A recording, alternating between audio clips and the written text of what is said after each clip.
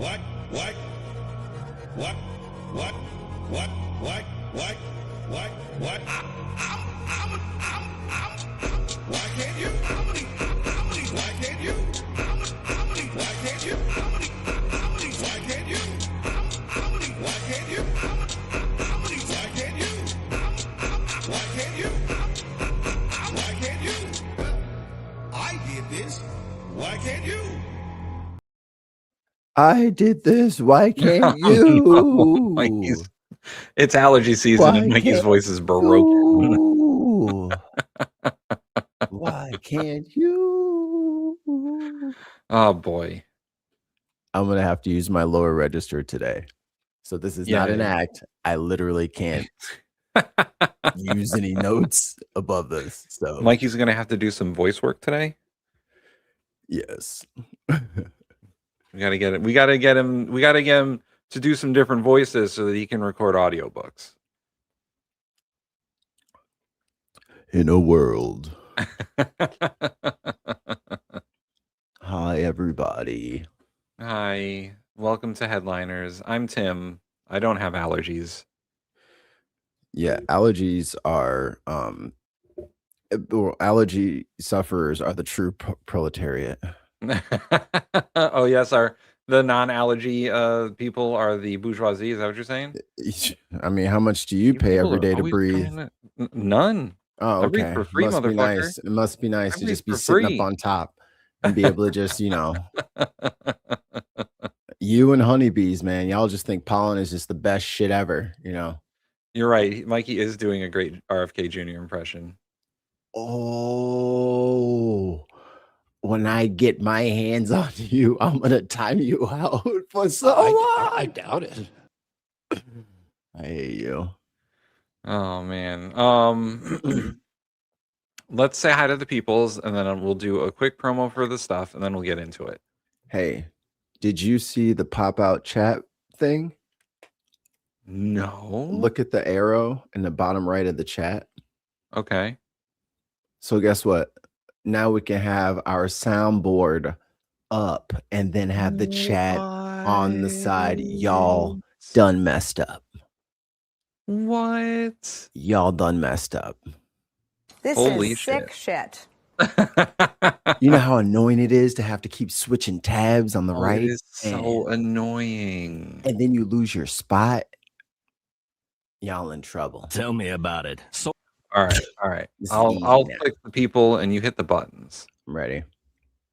We got Billy. I'm not ready. To go.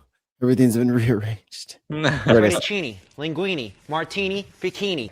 Here, I'll read this one too because he put it in the rhyme scheme here. Mountain Cold, Gangster's Mole, Maga Troll, Plastic Doll. Dole. It's very close. Very close. I'm talking to you. Lost Missionary, Scott. Hi, Scott. That's Billy again. C. I love Tesla. Adams. Mm-hmm. thank you for your question, Senator. Oh, wait, no. It's a shame. He's shameful. How dare you? Diz. Your data, dumbass. I like that Diz's picture is a D12. I've always enjoyed that. Oh, it is a dodecahedron. Yeah. Gina. Where is it? There it is. Stupid, stupido. This might be the greatest tip on a soundboard clip ever. That is it right there. McKinnon. I doubt it.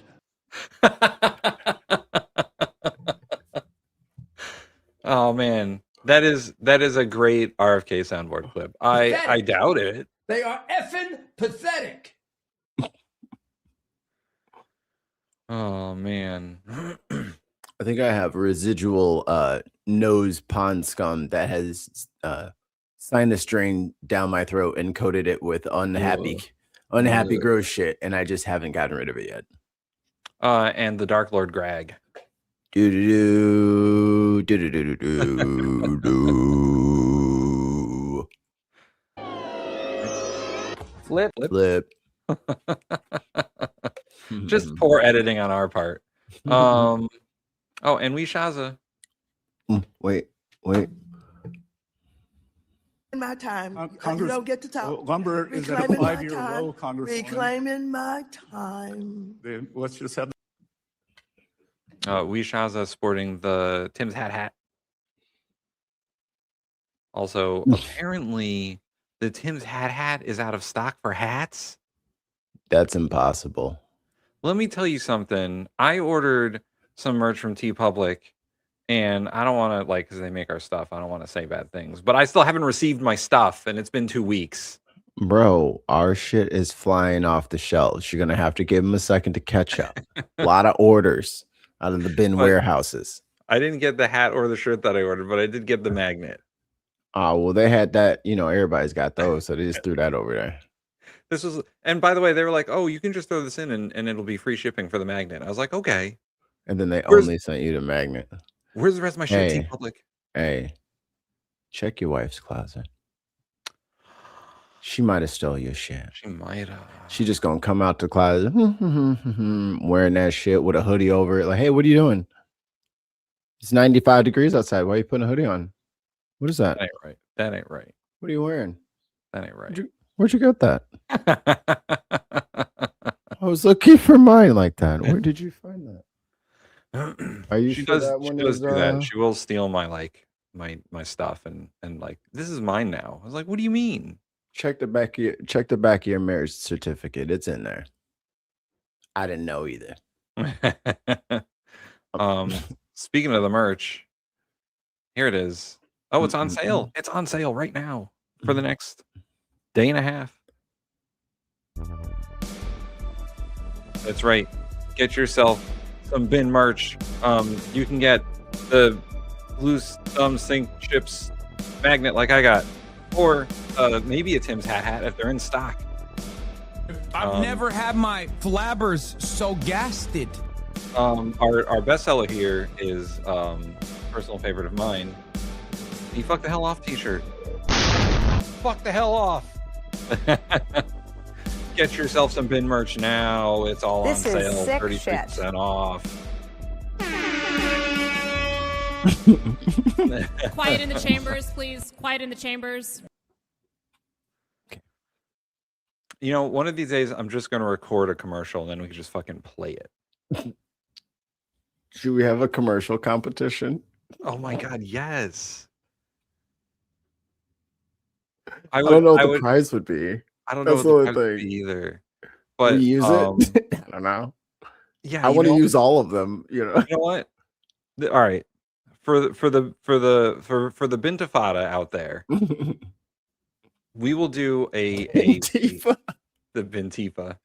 For the Binstitute.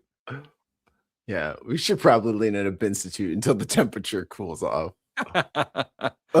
For the Binstitute out there, McKinnon says that McKinnon will win. Let's do this. We'll give you guys a couple of weeks. We'll give you guys a couple of weeks. We got an email that we can put up here. There we go. thebinpodcast@gmail.com. Send us a recording of your bin merch commercial. And the winner we will use that commercial. We will give you credits for the commercial. And you will have our thanks and perhaps a free piece of merch. I need some what talking about? I can't do the voice. Oh no, I'll have to use my words. Like the 50s and 60s. Bum bum bum bum bum. Oh yeah. I'm gonna make try some one music like that. I'm gonna try one in the style of like one of those QVC infomercials. I'm gonna I gotta tell you something. But I fucking like with very little context showed my wife that fucking ShamWow guy's campaign ad.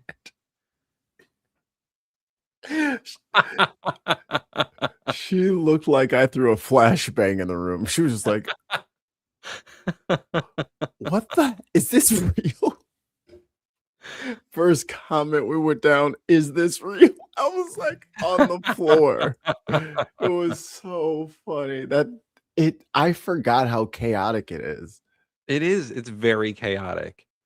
Oh, speaking Vote for of ShamWow, like so loud at the end and jarring with the little baby. speaking of shit that is generally chaotic, so my brother is very much a fan of that Kill Tony show. Defending cankles, McTaco tits, and owning the libs. That's the Tony, whatever the fuck his name is, has a deal with WWE to do shows around WrestleMania. Great. So they had one of those episodes of Kill Tony where they had WWE wrestlers come up and try to do stand-up, and most of them are pretty terrible at it. They're not stand-up. Right. One of them was the mayor of Knox County, Glenn Jacobs, Kane. Oh. Kane tried to do stand-up. His 1 minute of, quote, stand-up was a Trump rant. Oh, boy. Kane. It was about Somali immigrants. Oh, no. And fraud. Oh, And no. all this other stuff. And when they asked him, because they do an interview with the person afterwards, apparently, they talked to him for a few minutes, and he's like, they're like, do you have Somali immigrants in your county? And he's like, yeah, we have people of all kinds in our county. I was like, dude, what the fuck are you doing then? He's like, of course. That's who I'm talking to. Right. They're your constituents you're yelling at. Well, I want them to leave. You think they'll vote for me? The dichotomy of him saying all that stuff about Somali immigrants and the fraud and the daycare centers and all that, and then being asked about, well, what kind of people live in the county, and he's like, oh, we have peoples of all shapes and sizes, all odds and ends, dues and dads. Kane. I watched that show for. Hey, let me borrow some money. I need to buy as much WD-40 as I possibly can. I'm gonna go spray Stone Cold Steve Austin's knees, and we're gonna go have him put that bitch through a table. It'll be fucking sparks shooting off of them bitches. It'll be like starting a train from like the 1910s. Just grinding. I think he's got one more stunner in him, just for at least. And then the wheels will fall off. But before that, wheelchair after that. It's like the special beam cannon. We just have to set him up in the right position and just be ready. Bring him over.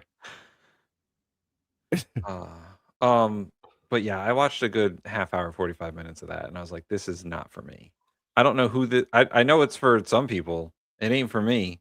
Yeah. Nobody up there was funny, including the host. And there was a lot of cringe up there. It was like a terrible open mic. I was getting flashbacks like the worst open mics I've ever been to. Just all of you comedians, you guys just count your days. One of these days, I'm going to try stand up. One of these days. And when I do, and my weirdo personality latches onto it, you guys are cooked. Mikey, you're probably already better than half the people that were on that fucking Kill Tony show. Half? What a dick. I mean, there were a few good ones. Fuck. I'm just saying, Mikey having with zero experience, you're better than half the people that he brings on that show. How is that not a compliment? I would like to be better than all of them because they're assholes. Oh, I see. Well, then yes. In that regard, you are better than all of them Yeah, bitches. because they're all assholes. Free press. The Undertaker was on the panel, and I was like, well, this isn't actually about comedy, is it?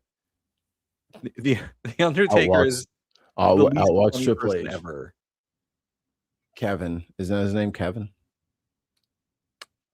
Who, Triple H? Yeah. Paul Levesque. Undertaker's real name is Mark. That's not right. That shouldn't be like that. Yes, his real name is Mark. That can't be like that. That can't. His name can't be. No. Yeah, it's Mark. That's not. All these Mark from hell. I don't know.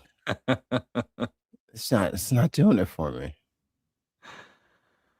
McKinnon says, I was on Kill Tony, or at least I think it was Kill Tony. It was a red room, and I got him abused. Jesus Christ, McKinnon. Oh. All right, let's roll the heal the psych damage. Yep. Okay, Mikey, how do you want to play this? Are we going to... Oh, for the thing? Okay, so you guys, here's what's going to happen. We're going to play an intro, like an intro video. It's like 16 seconds. And then we're going... Oh, my God. There it is. We're going to... Mikey Family. Maybe if I just stay right here, it'll just... No, this isn't geez, consistent. Rick. This isn't consistent. What we're gonna do is we're just gonna like try to do more segmented blocks because we're really lazy editors, and this way we can have everything in one spot, and then we're gonna do like a partial outro or something, and then we'll be back to doing what we're doing right now. Does that make sense? Okay, so we're gonna record clips with you guys here. Does that make sense? Yeah, it's still an episode. We're just purposefully dividing it up into segments so that we can edit it so much easier later. Yes, and instead of trying to sneak it in past you guys, don't have the energy. Yeah. I got a clip ready to go, so whenever you're ready. Oh yeah. All right, let's do it. Ladies and gentlemen, we got him.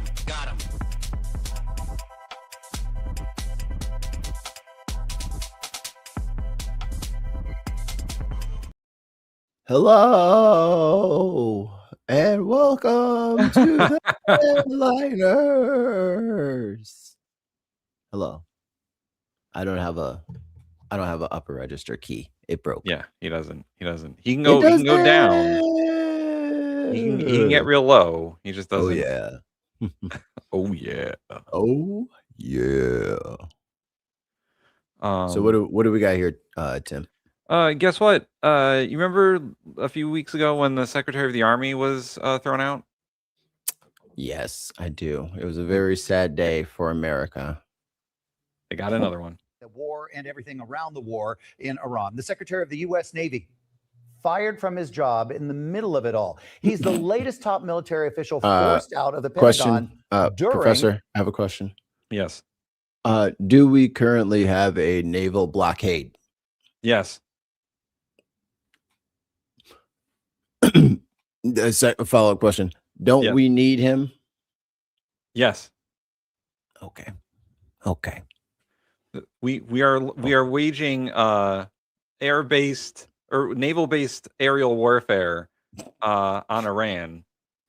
And so, yes, the Secretary of the Navy is very important. Wow. Yeah. A war. Iran's Revolutionary Guard Corps says that it seized 2 ships crossing the Strait of Hormuz. Oh, but damn. The White House says Who's in charge of the Navy? Consider the actions a violation of Pete the Hegseth, ceasefire. obviously. A new report claims that it could take months to reopen the Strait of Hormuz, Oh even my if there is a deal with God. Iran. ABC's Martha Raddatz is in Washington. Hey guys, Secretary of Defense Pete Hegseth Hi, has fired Martha. dozens of senior leaders since he took office, from the chairman of the Joint Chiefs to the Chief of Staff of the Army. And now, even in the middle of a massive naval operation in the Strait of Hormuz, firing the Secretary of the Navy. It was sudden, unexpected, and came without I mean, explanation. you can't do that, right? What is he supposed to do? I don't know. Hold on one second, Mikey. The Navy. It was sudden, unexpected, and came without explanation. Navy Got Secretary it. John Phelan fired. A Pentagon statement on X saying that Phelan is departing the administration effective immediately, adding, "We wish him well in future endeavors." Phelan is a civilian. Hold on. Future endeavored? No, They've been man. McMahon him? No, you're not gonna do me like that. Walk, if you got any spine left, sir, you march in there and you punch Hegseth in the jaw. You don't let him say that to you. You tell him you tell me I'm fired. You don't tell me you wish me well in future endeavors. How dare you? That's fucked up, man. How dare? Not even my enemies would I use that kind of warfare.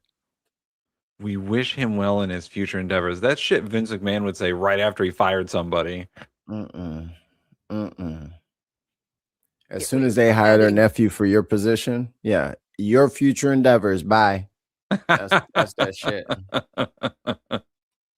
Well, obviously, Mikey. Because you are making the president look bad. My bad. We wish him well in future endeavors. Phelan is a civilian political appointee, but Bless there your have heart. been clashes with Hegseth in Bless recent your months. heart. Mikey, people may not know the lore of Bless Your Heart. Oh, that's the very polite Southern Belle version of fuck you. But they would never say that. So, oh my God. Oh my God.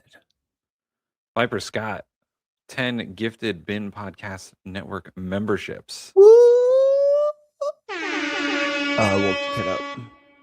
Yeah, Mikey's going to look it up. Democrats are revved up. Oh, well, I can't read. All right, I'll read it. Oh, that's what you wanted. Olivia Kalo. Dude, you got to read them. Hold on. Okay. All right, hold on. Give me 1 second. I'll bring it up. Guys, that I shit wasn't just on pisses the- me off, man. Okay. He makes me talk when I have no voice. He I knows just wanted this. to see if you would struggle through it. He knew I couldn't do it, and he wanted All right. me to fail. All right. Fuck All right, the here we hell go. off. Olivia Kalo. Fuck the hell off. Paul No. Wren. This is for Tim, not you. Sorry. Let me Fuck the take that hell one off. back. And then let me This do this is one. sick shit. And this one. Slick snake. Jimmy Blue. Thank Good you old for Jimmy your question, Blue. Senator. Meg the Artist. Your data, dumbass. The Cheese Factor. Mage Grey Wolf. Over spilt Mage. meek. Regis. Ooh, I'm getting a spice attack. Secular Rarity. Oh, it's Regios.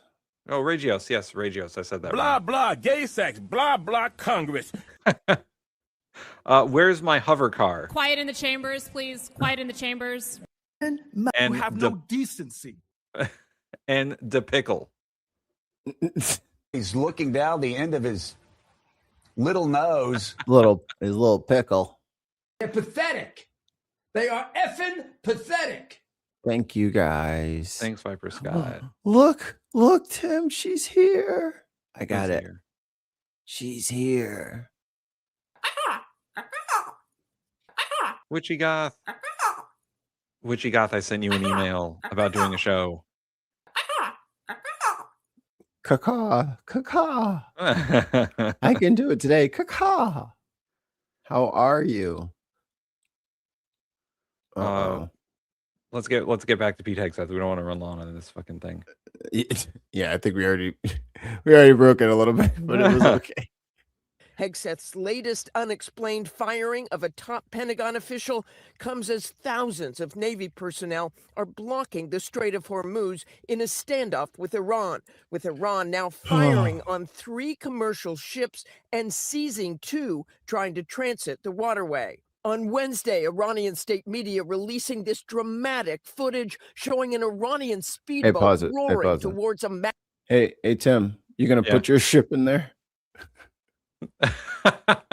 You sending your ship in there? You're gonna insure that ship? No. Dude, and they got ships like fucking stacked over there. Them ships are very close to each other. Yeah, bro. Like, bro, what if you you blow up the guy next to me and he blows me up? Like, get the fuck out of here. Like, no, I am not sailing over there. Are you crazy? I will destroy your engine room. I will destroy your engine room. Texas Pete, first of all, nice hot sauce. Second of all, shut the fuck up. Wait, it's Texas Pete's? Pete's? Are there more than one Pete running that fucking handle over there? What's up with the Texas Pete's? Is this the Texas Pete's Association? Prove you are not a robot. Prove you are human. Denounce AI in front of us. You must pass the robot test. Yeah, Turing test for this one. But yeah, I'm not putting my no, man. I'm not putting my ship in there. When they're just Also, literally like, I might just shoot you. Either side might just shoot you or board you. Like, what am I supposed to do? I pay the Ayatollah. I fucking get clearance from the Americans, and then the opposite one just takes me anyway. Yeah. Well, here's the problem is, once again, we went into this with no fucking plan. So Trump's just making it up as he goes. We had a plan about the Strait of Hormuz. That's why it's taking us 3 weeks to get all of our ships here. And like, oh, no other president. He's like, no other president would open the Strait of Hormuz. Every other president had it fucking open because they didn't get closed on their watch. But that's the Trump recipe.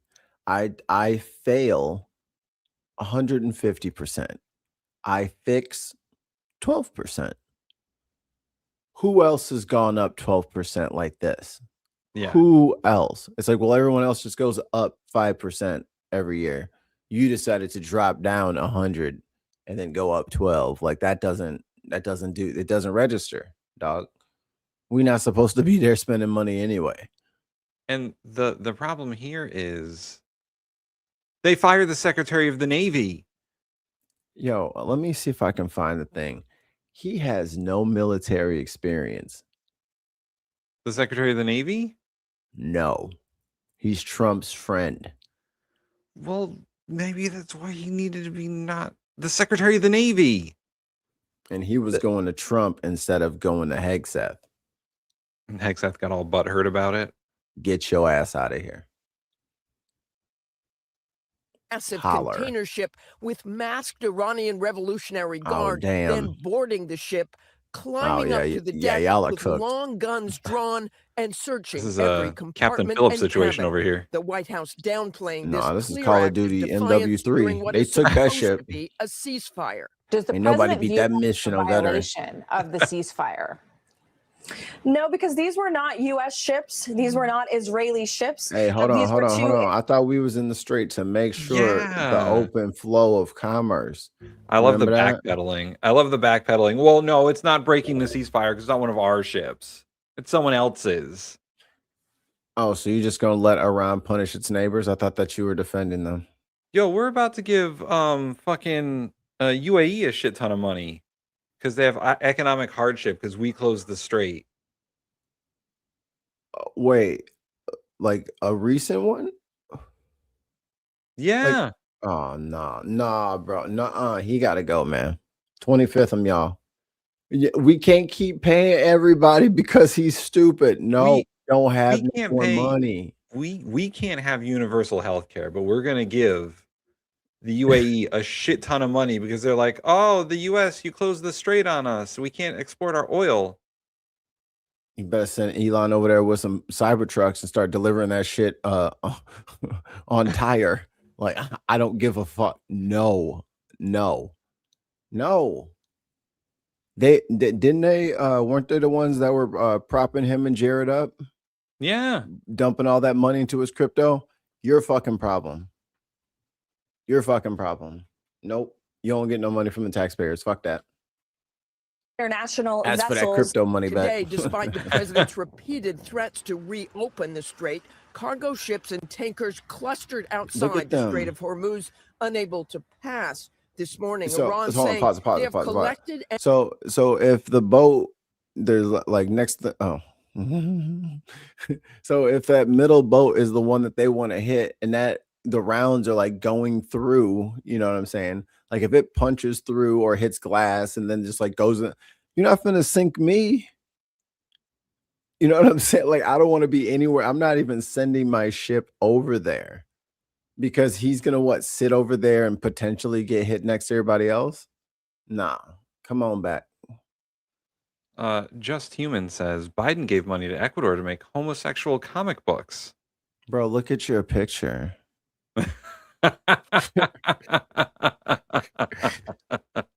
We're moving on. You've self-owned so hard. Democrat derangement syndrome. This morning, Iran saying, oh, they have DDS? They got DDS. They got BDS. They have collected and deposited the first toll in the strait and vowed to board more ships. An officer on one tanker tells us they won't move without safety guarantees. We've altered his voice to protect his identity. If there is no insurance covering us loaded tankers to cross the strait, we will never cross the strait. Wait. Tankers to cross the strait, we will never cross the strait. There it is, right there. This is exactly what you were saying, Mikey. I'm not getting out there. Bro, do you know how fast those things go? Like 15 miles an hour. Yeah. No, it's a bike would pass them. It's the slowest vehicle on Earth moving through the most dangerous place on Earth. No, we're gonna have to have some assurances, bro. I can't even dodge with this shit. I can't even get out the way. It takes me 5 to 10 hours to turn left. Viper Scott, 5 British pounds. Tell me about it. So China is pissed at the U.S. They're now going to escort their tankers, so the U.S. Navy will be trapped in the strait with Iran on one side and China on the other. Oh, this is working. This is working. This is weird. This is Trump. This is working. Everyone go. We have our largest aircraft carrier over there. Yeah.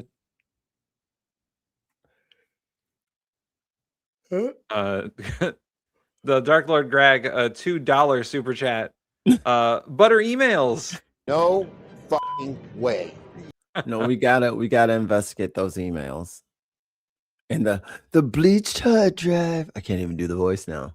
I can't even mock him properly because my instrument's broken. You know what, Mikey? They're right. That is racist. Oh, yeah, bitch. Why am I down there? To be fair, we're on the same level. I just come first. Don't ever say that again. Press play. Just press play. Just press play. Just press play. The three men making decisions for Iran, the supreme leader, Mojtaba Khamenei, parliamentary speaker and chief negotiator, Mohammad Baghir Ghalibaf, and the head of the IRGC, Ahmed Vahidi. Iran's Speaker of the Parliament posting this statement that a complete ceasefire only makes sense if it is not violated by the maritime blockade and the hostage-taking of the world's economy. At the same time, the regime displaying some of the missiles that remain. Both sides are doing the exact same shit now. And it's like, oh my God. I'm so glad an emotional woman is not in charge who would just be starting wars of choice because they are doing that Spider-Man meme where all the Spider-Mans are pointing at each other. It's like, yo, You know who else shouldn't be president? If you guys are gonna accuse women of this shit, you shouldn't put old white dudes who have always hated Iran as president, because guess what they do?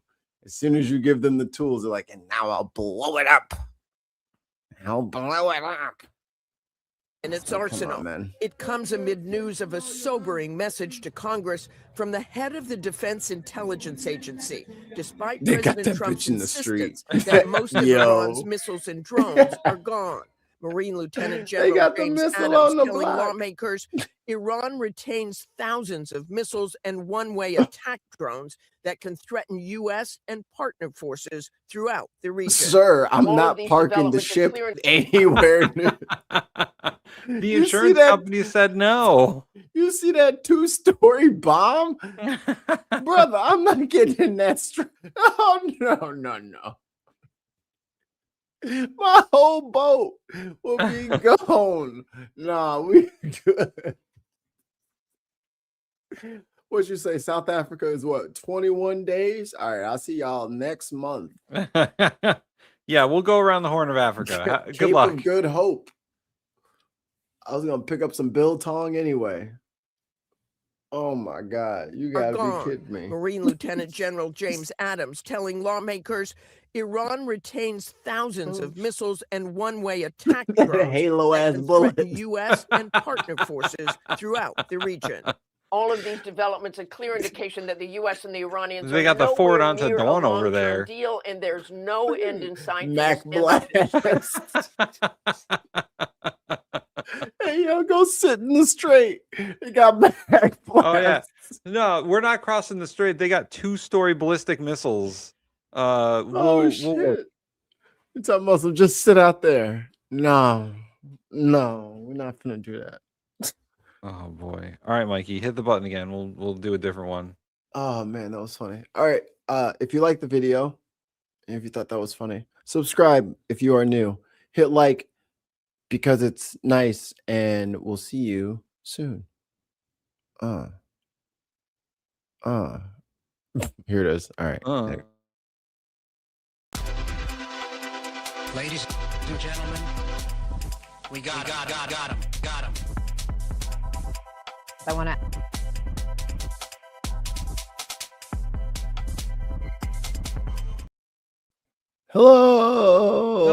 Hello, and welcome to the headliners. My voice is still not fixed. That's fine. What's next on the agenda? Hey, remember when we talked about Kash Patel being a drunk? No, he would never. No, it's not his thing. He's very busy.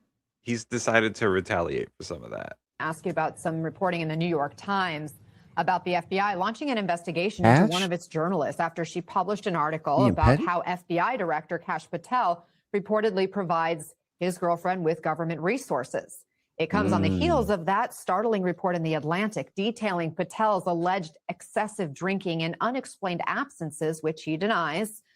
Patel is suing The Atlantic now for $250 million in damages, calling the report defamatory. The Atlantic says it stands by its reporting and will vigorously defend itself and its journalists. So, Cash App here has decided, because The Atlantic put out an article saying that he's drunk all the time, he would go after a New York Times reporter who wrote a different article about how much money he spends on his girlfriend, government money he spends on his girlfriend. She needs SWAT team. She needs SWAT team. She needs FBI jets to get to her country music concerts. She was like opening up for like a rodeo or something like that, and he flew out there. It's like, brother, you can't be flying out for fucking state fairs and shit. What are you doing? You gotta work. They investigated this New York Times reporter, which is only something you do as the FBI if there is whistleblowing or a leak or no one will give their sources. Y'all gonna stop making fun of him. He is cool, damn it. Just tell him he's cool. Just guys, just wow, so cool. You're the FBI director. Super cool, man. Yeah, do it in that voice, Mikey. Yeah, you I love when you spend lots of money for nothing. Hey, remember when you said that there isn't any co-conspirators for Epstein? You said no, it was all for him. Or you said that. Remember when he said that before he became FBI director, when he said that the FBI director is the one that has the Epstein Black Book, and then when he became FBI director, he was like, "There's nothing to see here." And I remember when he's like, "Why is the FBI director on a private jet spending all this money?" And then he went to the Olympics and fucking chugged some beers with the fucking hockey team.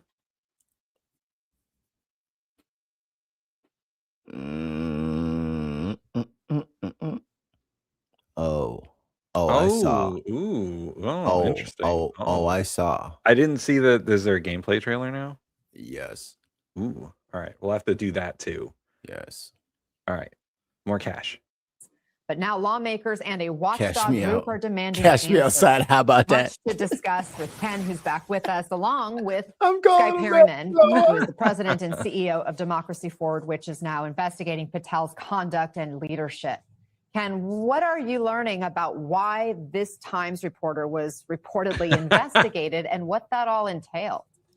Well, on a point of personal privilege, first of all, actually, Carol Lennig and I originally broke the story that Kash Patel had directed that a group of SWAT agents, FBI agents, form a personal protective detail for his girlfriend, something that's never happened before in FBI history. Spouses get protection, girlfriends don't.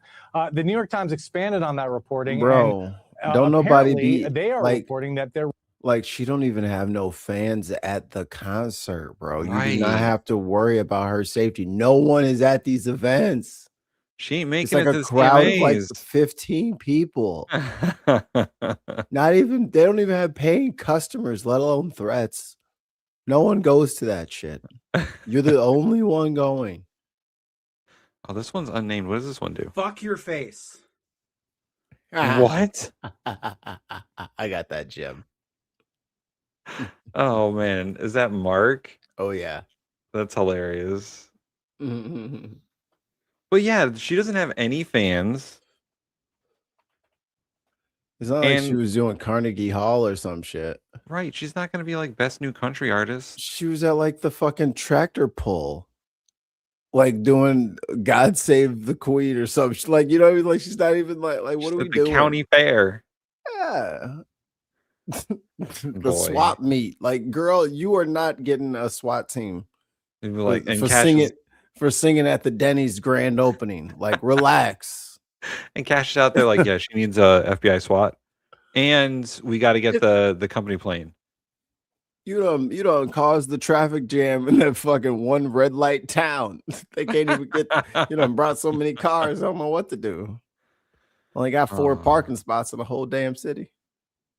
Reporter who pursued that story, including trying to speak with Kash Patel's girlfriend, Alexis Wilkins, came under FBI investigation. And a lot of people are very troubled by that idea, the idea that somehow the FBI would investigate a reporter who was working on a story that was unflattering to the FBI director. But it's important to point out that the FBI and the spokesman... Why he always looking like he's barely keeping it together? Because he's not supposed to be where he at. He's always like looking like he's trying to seem like he's maintaining. I'm not panicked. And he's never looking straight. He's always looking like up. And he's Sure. looking over the crowd. He's very nervous about looking at people. He's always looking over people. He's small. Gotta keep your chin up. I mean, we might need some platforms like DeSantis. Just, have a taller stage. Smaller podium. Just walk out there, towering over it. And then the next guy comes out, picks that one up, puts it on his shoulder, drags out the real one. Oh boy. Cash Patel Ben Williamson is disputing that this reporter ever was under investigation. He says this is a misunderstanding, that in fact there was an investigation into death threats made against Alexis Wilkins, and that this No reporter one again knows. was I didn't never even under know what her investigation. So we have name a was. difference, Nobody even knows what her name is. Dude, no one knows her.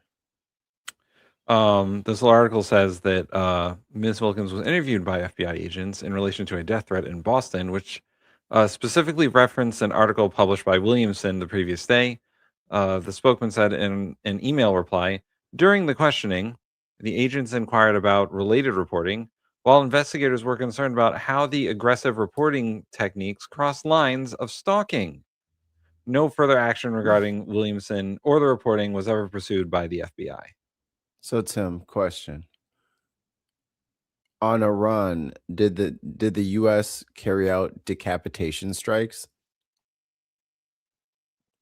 On Iran? Mm-hmm. Yes.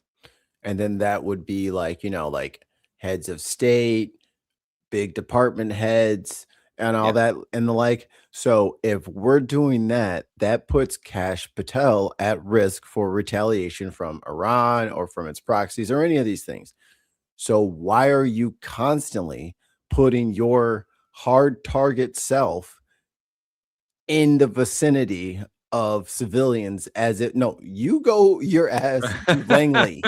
You go to Langley where your protection is, and you stay away from us. Like, I don't like it when motherfuckers are, like if Pete Hegseth was just like taking the train with people. I was like, dude, get the fuck off my train. Like, you know what I mean? Like, you are wanted by terrorists all over the world. You need to be away from the common folk. Get back. Adams is right. Iran did hack his personal email. Get the fuck away from me. Then don't plug anything in at my house. of interpretation of the facts here, but the New York Times is asserting that their reporter was under investigation, and they are saying that is a big problem. It smacks of intimidation, the use of official resources to try to essentially protect the FBI director's reputation. And the New York Times executive editor Joseph Kahn says that this is a, quote, blatant violation of the reporter's First Amendment rights in an effort to prevent journalists from scrutinizing the FBI's actions, calling it alarming, unconstitutional, and wrong. Sky, what are the larger ramifications if the FBI goes after journalists like this? Well, they're violating the First Amendment. You're threatening them for reporting the truth. Right. You're attacking the free press. Where's those free speech absolutists? Where you at, boys? What A people? Where you at, boys? Where you at? Wait, there's a button for that. Oh no, they're all jumbled around. Here we go. These were the free speech advocates. Yeah. Then it's, you know what? that little sound clip is kind of ironic because before these motherfuckers got in power, they were all about absolutist free speech. Mm-hmm. They were all about, the media should be reporting this and the media should be reporting that. And why is the government hiding this and that? And now all they're doing is hiding shit. Et tu, Brute? They're the biggest hypocrites, especially Patel, especially when it comes to the Epstein files. Well, this is a pattern that we're seeing, unfortunately, with the administration. The president, of course, says that he fired Pam Bondi. Oh, Lutnick was testifying. I got some more clips of RFK testifying for later. Okay. I got AOC yelling at him. Because he was upset that she wasn't going after what he considers his political enemies fast enough. And so you see this type of conduct is highly concerning. But the executive editor of the Times has it just right on the law. The First Amendment protects our journalists, and this administration has been losing in court when they have engaged in this type of retaliatory conduct. We've seen that across the board over the last years. And I think that if the FBI is going to operate that way, you will continue to see them rack up losses. Sky, talk to us about what you at Democracy Forward. So basically, because I think the rest of this is just talk interview. Cash Patel been fucking up. And the reporting has been that he's been fucking up. And now he's trying to silence the reporters. That seems to be his whole fucking deal. I think Bernie's live right now. On the Hill. Do you want to? Go ahead and finish the video, but I'm just saying we might need to switch over to him because he is going off. But I can't figure out if that's actually live or if it's that lie that is live. You know what I'm saying? Oh. Well, I So mean, I'm trying to confirm it. We're basically done with the video, so. Okay. Okay. Oh, I can use this first. Oh, maybe that's cracking. I could probably got one little spot on my throat that's still paralyzed. Yeah, I got Latinx thing here. What else was on the playlist? Oh, there's a bunch. I got a bunch on there. Okay. If you want to do a quick one, I'll be right back. Okay. Someone woke up. Oh no. Check on her. Parent rants about Sharpies in the middle of cabinet meetings or what seemed like narcoleptic episodes during those same meetings. Apparently, it's a whole lot more dangerous when the cameras are not looking. According to reporting from the Wall Street Journal, aides are now excluding the president of the United States, the commander-in-chief, from do-or-die meetings about military operations. Wait, no, they're leaving Trump out? That's not good. 25th Amendment, this guy. If he can't be a part of meetings he's supposed to be a part of, he needs to get out of there. Specifically, the strategy session about how to exfiltrate 2 airmen after Iran shot down their fighter jet a couple weeks ago. The Journal reports the aides believed the president's impatience wouldn't be helpful and instead updated him at meaningful moments by phone, according to a senior administration official. MS now reached out to the White House for comment and has not received a response back. But again, this is in addition to everything that we can see for ourselves, from those strange and sleepy cabinet meetings to the chaotic and scary social media posts that he types out at all hours of the night, where he fights with the Pope and threatens to end an entire civilization. So it should come as no surprise that Americans are worried as well, and that they're saying so. A new Reuters Ipsos poll out today finds 71% of Americans do not consider the president to be even-tempered. That includes 46 Republicans. 51% of Americans, including 54% of independents, say his mental sharpness has gotten worse over the past year. And polling over the past few weeks shows a growing number of voters who do not trust his decision-making. For those who can't read, 64% are not confident Trump can make good decisions regarding America's policy toward Iran. 56% don't trust him to make the right decisions about international military action. And 59% don't trust him to make right decisions about the use of nuclear weapons, which apparently he tried to fucking do. Yeah, like Christy said, apparently one general prevented Trump from launching nuclear weapons on Iran. And this is a Pew Research AP poll. Pew Research does pretty good work in regards to polling. They're usually pretty good, and they're very nonpartisan. So anything the Pew Research Center puts out is usually pretty good. Around the war. Mind you, all of these numbers came out before that bombshell Wall Street Journal reporting about aides keeping him away, and before whatever reporting might come out. What about if it's every poll? Because after a year plus of feud, Are they all fake if every poll says the same thing? Just a question. no leaks about the internal workings of the White House, we are suddenly starting to hear a whole lot more from well-connected reporters, which means folks on the inside, folks who were handpicked for their loyalty, could be starting to get worried as well.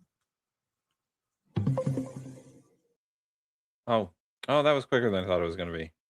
Well. I guess we'll move on.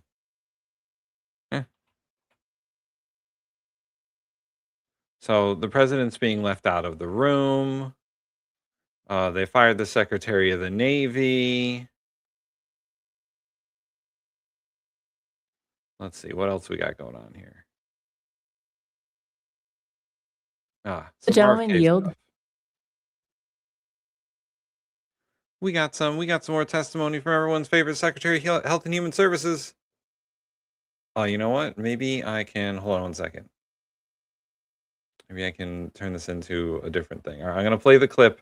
We'll do the intro and then we'll go. Ladies and gentlemen, we got him.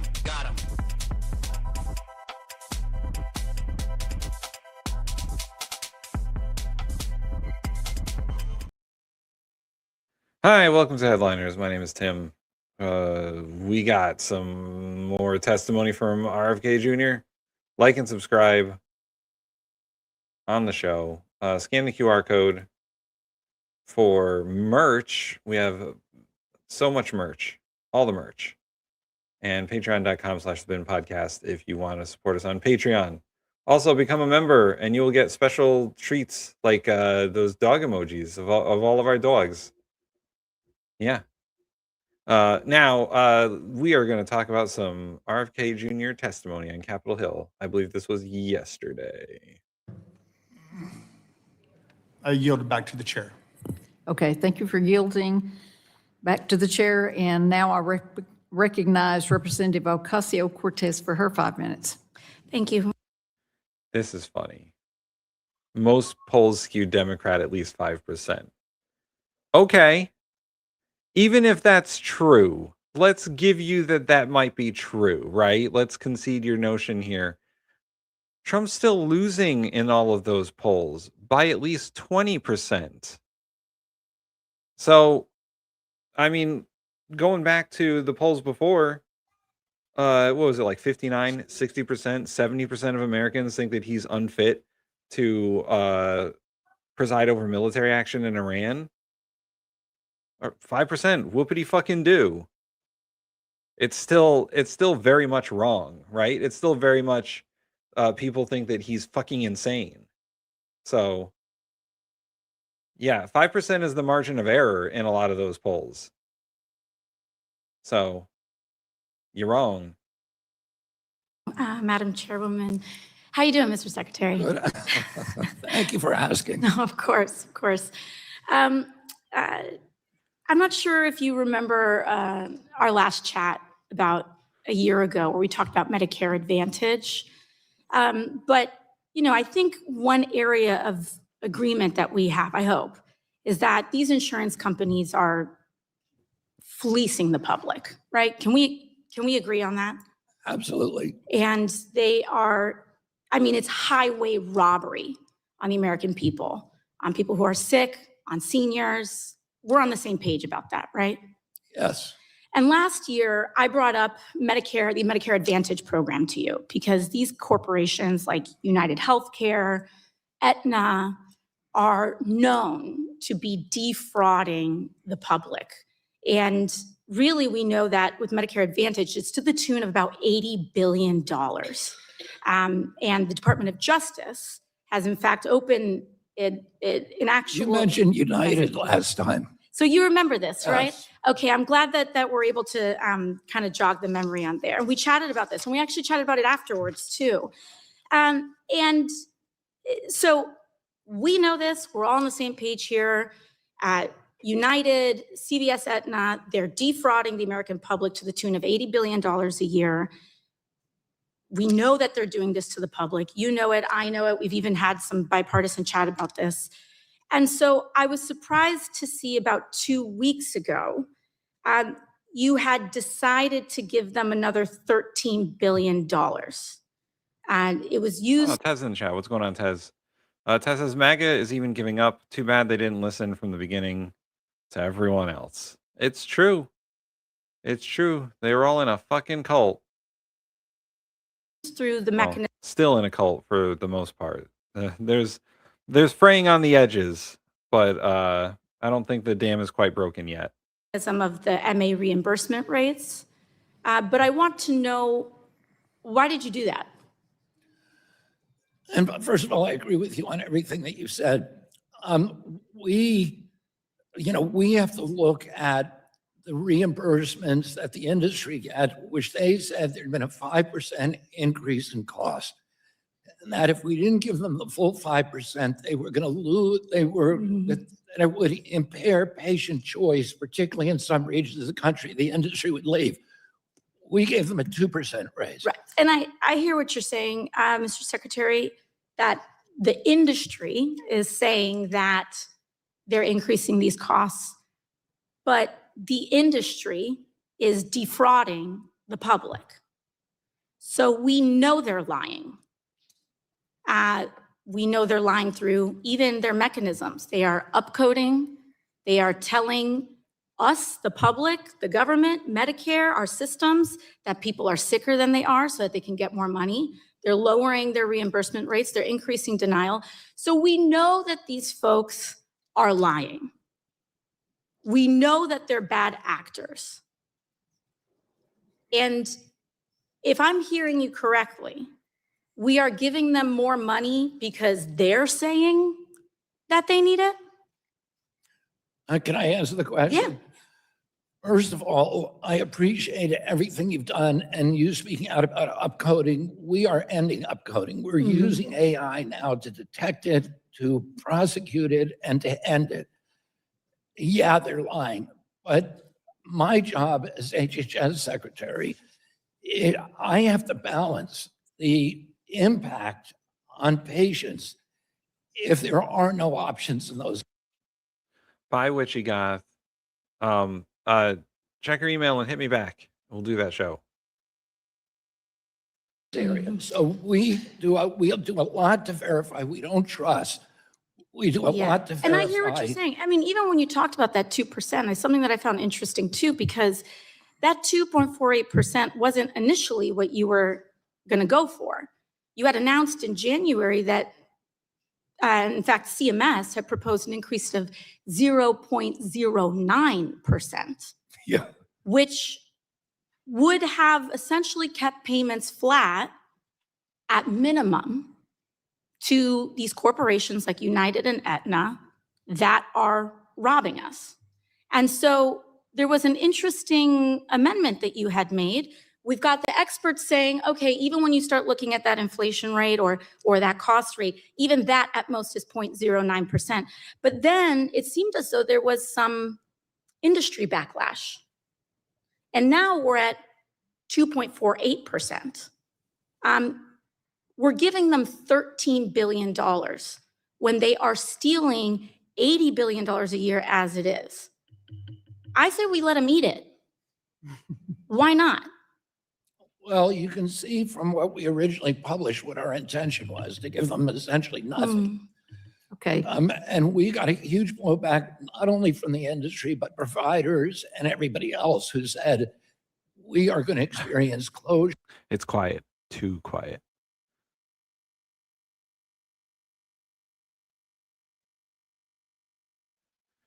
Chrissy says, why is it when a poor person claims more than they... Oh, man, my brain is a little shot here. Why is it when a poor person claims more than they are entitled to, the full weight of the law is brought to bear, but when companies do it, nothing happens?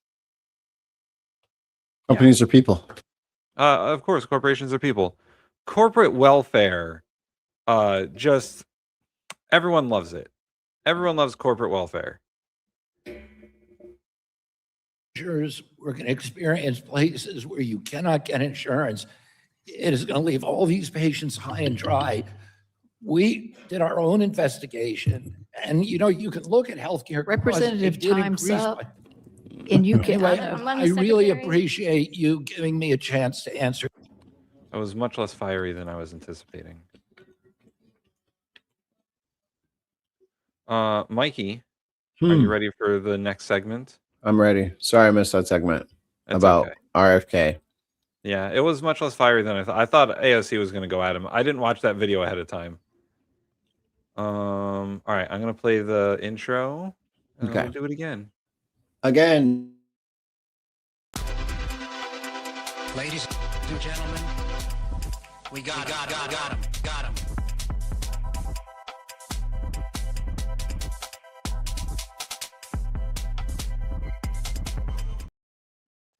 Hello. Hello. Welcome to the headliners. Again, I can see. Yeah, Mikey, his voice, it no goes. It sucks. All right, Mikey, let's check in on the socialist hellscape that is New York City. Flip. Oh. Is that Barack Hussein Obama? Oh no. 2 Kenyans.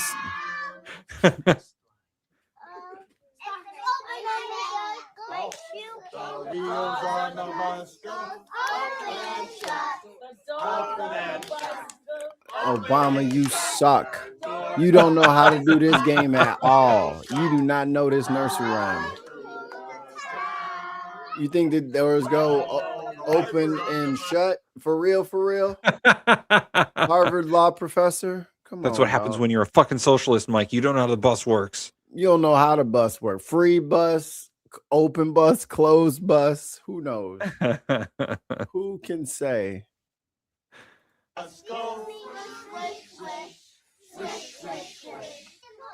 That's accurate. That one checks out. Socialism. Oh, she hit him with the waterfall. Yo, that's so slick. Look at these Marxist communists. What cute little stink butts. Who's gonna help me get up? Obama's old. No, dude, do not ask kids for shit. Do not ask them for help. They always make it worse. Look at these socialists asking for help. Yeah. Can you help me up? What happened to your bootstraps, fucking Obama? You've been selling books for 1,000 years.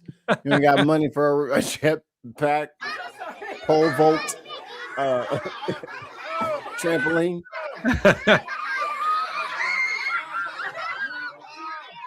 Oh, see, yeah, see, Seek security about to get their ass. Get them.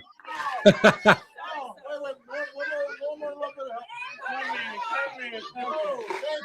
you. I never would have. I like how Mayor Mamdani is like, let's hug the kids, and Obama's like, let's get away from the kids. Let's pick me up.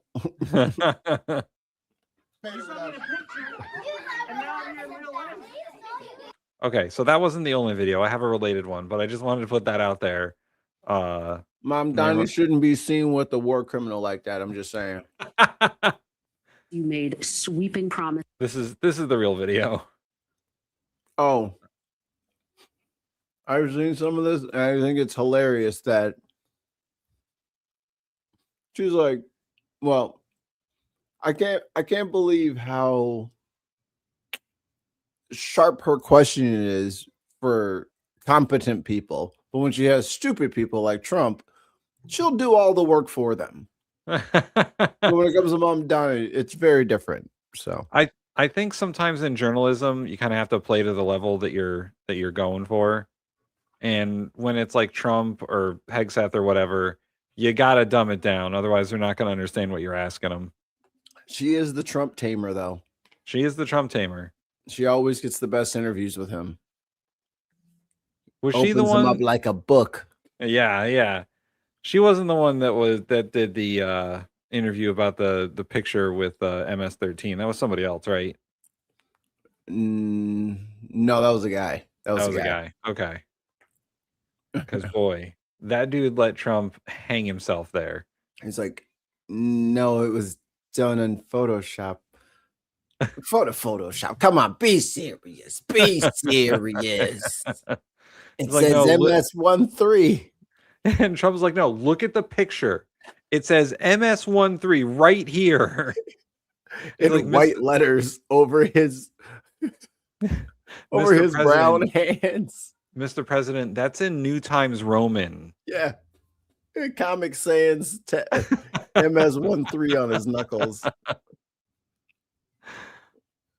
Yo, how embarrassing. So embarrassing. If they Comic Sans to you. Oh, man. And the wrong gang, too? That'd be crazy. I'll name a few: freezing the rent, free and fast buses, universal childcare. Here we are 100 days in to your tenure as mayor. Oh, 100 Are you years? still confident you Oh, can 100 deliver days. Oh, 100 days. Oh. And guess what? He turned off some of the orphan crushing machine. Right. on all of your promises that you made to New Yorkers? Yes, I am. And I'm confident of that because of what we've seen over this 100 days. On day 8, we announced a $1.2 billion agreement with Governor Kathy Hochul to put our city on the pathway to universal child care. We are not only providing free child care for every 3-year-old in the city, we're now doing it for 2-year-olds as well. And by the end of our first term, we will see every single 2-year-old receiving free child care across the 5 boroughs of New York City. You're also facing a $5.4 billion budget shortfall. You are required by law to balance the budget. Are you confident you can accomplish all of the promises that you made in your first term, in one term? So I've always said that we would accomplish all of these promises by the time that I'm done being the mayor, and I'm fully confident of doing exactly that. And as you said, we inherited the largest fiscal crisis that the city has seen since the Great Recession. Frankly, this dwarfs even that. When we first came into office, we were looking at $12 billion. And thanks to the work that we did, the savings, the allocations of our reserves, the commitment from the governor, we were able to bring that down to $5.4 billion. Now what we're seeing is the importance of not just finalizing the city budget process, but the state budget process. And we're actually just a day from the moment when the governor announced that we will be pursuing a pied-à-terre tax, which will be a tax on the properties of the wealthiest of the wealthy. And we're so excited to be working with her on exactly that because it will raise $500 million for New York City, and it will do so on an annual basis. And we are going to get to taxes momentarily, but so got your ass. Yeah. Move out if you want to. I'm gonna tax that ass anyway. Leave if you want to. I know you're not selling your brownstone. I'm taxing that ass anyway. You can hit the bell for taxing the rich. Got him. Leave. Go ahead. Go ahead. You're not selling that fucking apartment in Manhattan. No, you're gonna wait me out. But I'm gonna tax that ass while you're gone.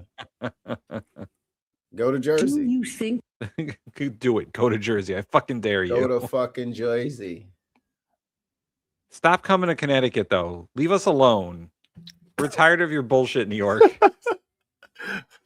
Tim be claiming New York all day until the motherfuckers start getting past Hartford. He'll be like, hey, yo. Turn that shit about face, bitch. Out. They drove up our housing prices. You go around and go to Vermont. Massachusetts is right up there. You're too far south. Keep going. Get up into Massachusetts and then you keep going.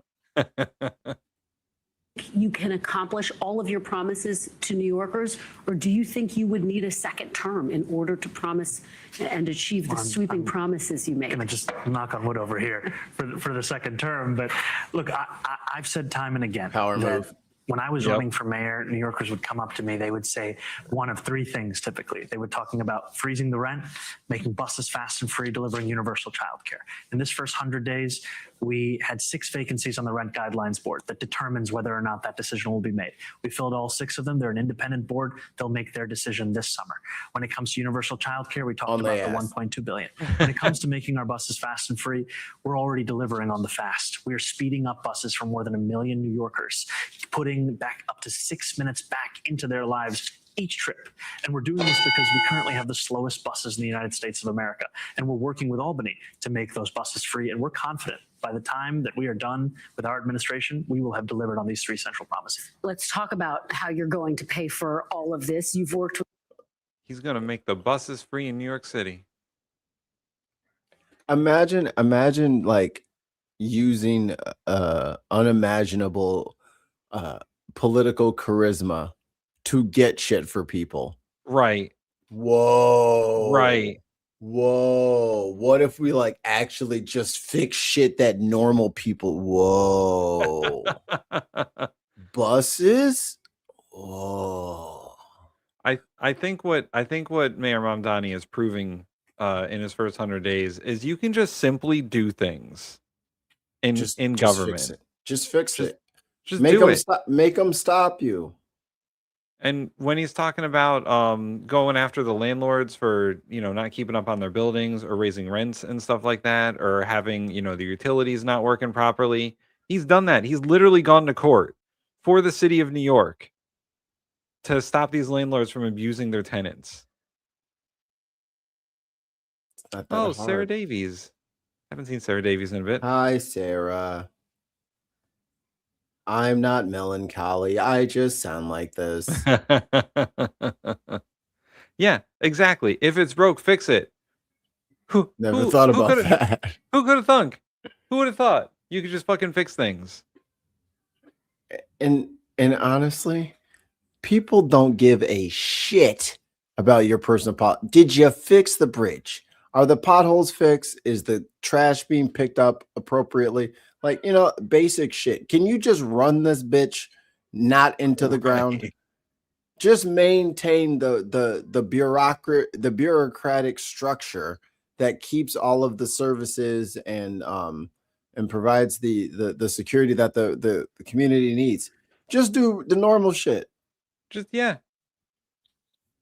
New York does have problems, and he's trying to address them. And all Eric Adams did was fucking nothing. No, how dare you? He filled his pockets. He did fill his pockets, and he also let Trump go after immigrants in New York City. Oh, what the hell?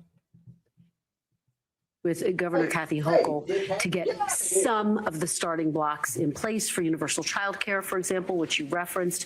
When can New Yorkers expect to see full universal child care? What's the timeline for that? They will see full universal child care for 2-year-olds by the end of the first term. And then in the second term, we would pursue. Dickhead knocked my that for fucking 1-year-olds toothbrush off my desk. And when I caught him, he ran away and it landed in hair. That's all right. I got another one. Now you're going to be extra allergies. My teeth will be sneezing. From 6 weeks and above. We've always said over the course of the campaign, we would deliver it for New Yorkers from the ages of 6 weeks to 5 years. What we started in this first 100 days was fixing the system for 3-year-olds. We've delivered on that. We're rolling that out right now, and then starting to deliver it for the first time in history for 2-year-olds. And I just want to go back to, sometimes this feels like, just check. And he also paid people to shovel the streets during the fucking blizzard. What are we going to do with this blizzard? Probably get some people out here to shovel it. Hey, y'all want to make some money? You want to shovel this shit up? $30 an hour? Thanks so much. And then the Republicans are like, oh, that's socialism. He's literally paying people to do it. That's capitalism, bitch. It's not, it's socialism when they don't like it. But it's just a good initiative when they come up with the idea. I was like, no, dude. People are stuck anyway. Well, how are you going to vet all these people, and how are you going to hire them all? And dude, the same hiring process that everyone else fucking uses. No, fuck that. I'm not, because it's like $100 fucking per person. Shut up. Do you want a clean street or not? Shut up. Things cost money. Shut up. Yeah, that's where we're at now. You don't get everything for free. Some things are going to cost fucking money. Hey guys, there's 3 feet of snow outside. Do you want the shit shoveled or not? Well, I don't know. My calendar says spring is only 8 weeks away, so we can just wait. Weirdos. Off a box on a list that did we do something that we talked about. The importance of doing this is also because of what it means for New Yorkers. We're talking about $20,000 a year that a family won't have to shell out for childcare any longer because they know they can afford to raise their kid in the city they love. Sounds like they'll buy stuff with that. You still and don't then pay taxes on it. Yeah, it sounds like they'll be able to contribute more to the economy. Instead of just having to pay for childcare all the time. They'll be able to have what we'd like to call disposable income. Imagine that their rent gets frozen and they get more disposable income. I wonder what that will do to the economy of the city. Probably hurt it. Yeah, right. I have agreement Dry it with up. Governor Hochul on All that. this You don't money have in an the agreement poor with people's Governor hands. Hochul on raising taxes on the wealthy yet. Will you be able to deliver on your promise of taxing the wealthy to help pay for your programs? Absolutely. And I'm actually happy to tell you that that pied-à-terre tax, that is an agreement that we have to tax the wealthy. Because again, when we're talking about a pied-à-terre, This is a home that is owned here in New York City by someone who doesn't live in New York City. And we're talking about the valuation of which is the super rich, not just of this country, but across the world. I was just I have multiple homes. I'll just go to my Palm Beach residence. What? Text my what? In the chat, person Ben Coast, I believe their name is, says he says a lot of shit, but he hasn't done jack yet. Okay. Oh, okay. I mean, he didn't pay all those people to shovel the streets. No. Oh wait, actually, No, the lie detector determined that was a lie. You still believe in no, Tim? He hasn't had the lowest rates of crime in the last 3 months in New York City. Looking down the end of his little nose. He's not taxing people who don't live in the city, Pathetic. but they own $5 million apartments and shit. He's not going after the landlords for mistreating their tenants at all. Like, he hasn't showed up in court Stupido. to defend the tenants. He hasn't gotten agreements between landlords and tenants yet. You don't want this smoke? You know, he hasn't done any of those things. Tide goes in, tide goes out. You can't explain that. Are you saying those are good things? Yeah. Yeah. Yeah, that's what happens when you hire people. That happens to everyone who has to apply for a job. Haven't you ever applied for a job before in your life? Tammy? Great You have picture. to do that. Great picture, Tammy. I had to do that to fucking work at the fast food place I work at. So there you go. And they got paid a lot more than I get paid. in front of 220 Central Park West. And there at the penthouse was a home that Ken Griffin had bought for $238 million. This is the kind of real estate activity that's happening in the city. Homes that are largely empty for much of the year. That thing might be done. But it all occurs while New York. Freaking cat smacked it. I call bull.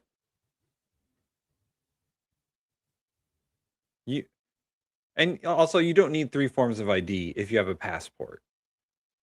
So if you have a passport, then I suppose you only need the fucking passport. What's federal e-clearance?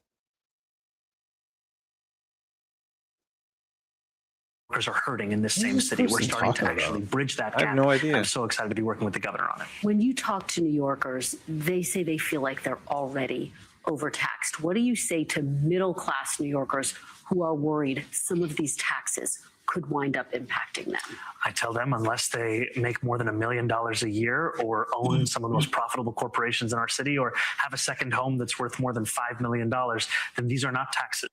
Hold on, Tammy, I got to correct you here. All right, listen. When you fill out a W-4 or an I-9 form for any employment situation, you have to provide either a passport or 2 other forms of ID. I think that's the 3 you're talking about, but it's not all 3. It's 1 or the other 2. You need a passport or a driver's license. Yeah, or like and a birth certificate. Yeah, sorry, Mikey. I was trying. It's okay. Go ahead. Sorry. You got it. You need either A, a passport, which is on the A list, or B, your driver's license and a birth certificate or a social security card or another form of government ID. What are you doing over there? A and B. A and B. I can't. Well, it's gone now, but I couldn't see myself, so I had to look over at the other one. I was like, "Look at me." I don't think you have federal clearance. You're not really explaining what that fucking is. Clearance to do what? Clearance to do what? Do you work for the government? Is that what you're saying? You still have to apply. Right. And when did you apply versus what the application process is now? Right. And are you in New York? So, I mean, once again, whenever you have to fill out tax forms for a job, that's what you have to do. Here we go. Christy's got it. Nailed it. Got him. And here's option 3. Look at that. It's even more than I said it was. There's 4 options. I mean, Tammy, I'm sorry, but bro man just hit you chapter and verse from memory. So better luck next time. If only he didn't have a degree in. Oh yeah, if only I didn't have a fucking master's degree in government. In administration. So man. And also, by the way, Tammy, I also work for a government and I still had to provide that ID. So man, you're wrong. Crazy. It's almost like this is the one show you probably shouldn't have tried that with, but that's crazy. That's crazy. You found it. What are the chances? What dumb luck. It's unfortunate. Back to Mayor Mamdani. That apply to them. And what I've sought to make this city the most expensive in the United States of America is one that's affordable for the people who have been priced out of it. And that's why I have fought for a vision that looks to ask those with the most to pay that little bit more so that everyone can live here. All right, let's talk about President Trump. When we last spoke after your first Oval Office meeting, one that surprised a lot of people in how cordial it was. How would you describe your relationship? Thank you, Tammy. Thank you. Thank you. That's all I wanted. That's all I wanted. I mean, you could have spelled it correctly, but that I'm not going to nitpick. that would be rubbing it in, and I'm not going to do that. Hey, Mikey, do you remember the time that Donald Trump dressed like Mayor Mamdani after they met? He tried to steal his look. With the fucking hold on, I think I still got it. Hold on. I can find that. I should just keep that. I'll just upload it to the thing because that shit is hilarious. You can keep going though. Oh, I found it. That was quick. Oh, we don't have any more. All right, I'm getting rid of your pickle thing. What? Your pickle photo. This. Oh, are we running out of room in StreamYard? Yes. Both of our ADDs cannot both withstand the here it is. Oh man, and the receipts keep coming. Hey Tammy, apparently a federal clearance or security clearance is a status granted to allow employees or contractors access to classified information. Are you saying that you have classified authority? You can do that?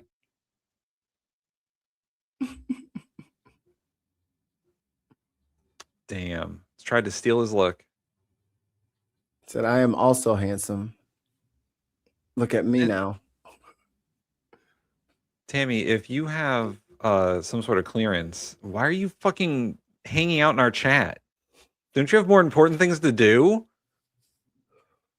Cash is not on the job, so I'm going to need you to lock in. Whatever your government thing is, look, your leadership is lacking right now. I'm going to need you to lock in on work today. It is like a work day, right? Don't you have fucking shit to do? How come you didn't get doged? Oh yeah, we need to talk about Doge. But first, I'm done. Relationship with President Trump right now. I would say that it's honest, it's direct, and it's productive. And are you still in regular contact with him? How often do you speak to the president? I'll keep the cadence of that between the two of us. Much of that is based on the premise of privacy. But what I will say is that those conversations, no matter how they happen, they return back to one thing, one of the few things that we have in common, which is our love for New York City and how to deliver for this same city. He said it after the first meeting that we had. He's taking New York hostage. He knows it's the big apple of Donald Trump's eye, and now the left has him by the short many and Democratic curlies. mayors, governors, members of Congress have struggled to figure out how to navigate their relationship with President Trump. What do you think you have gotten right about that? What do you think that you're doing that's been effective so far? I think, to be honest with you, I am lucky in that I have something that no one else does, which is that I'm from New York City. And New York City holds a very special place for him, as well as for me. We're both from I know the what it same is. city. As soon as Mom Donnie walks in, Donald Trump immediately starts quizzing him on New York shit. Oh my God. Yeah. Yeah, I'm over there on Yankee Stadium. What's the intersection? How about the intersection of the parking garage? Okay. Jeff's Bagels. Okay. Okay. The lock. Like he's just quizzing him 24/7.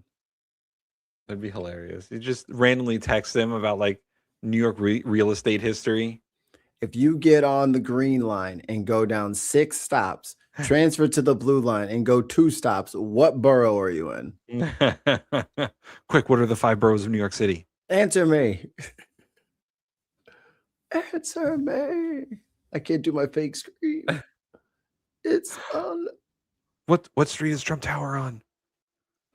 Oh, I don't know. Can you imagine? You just text him, Shrugging emoji.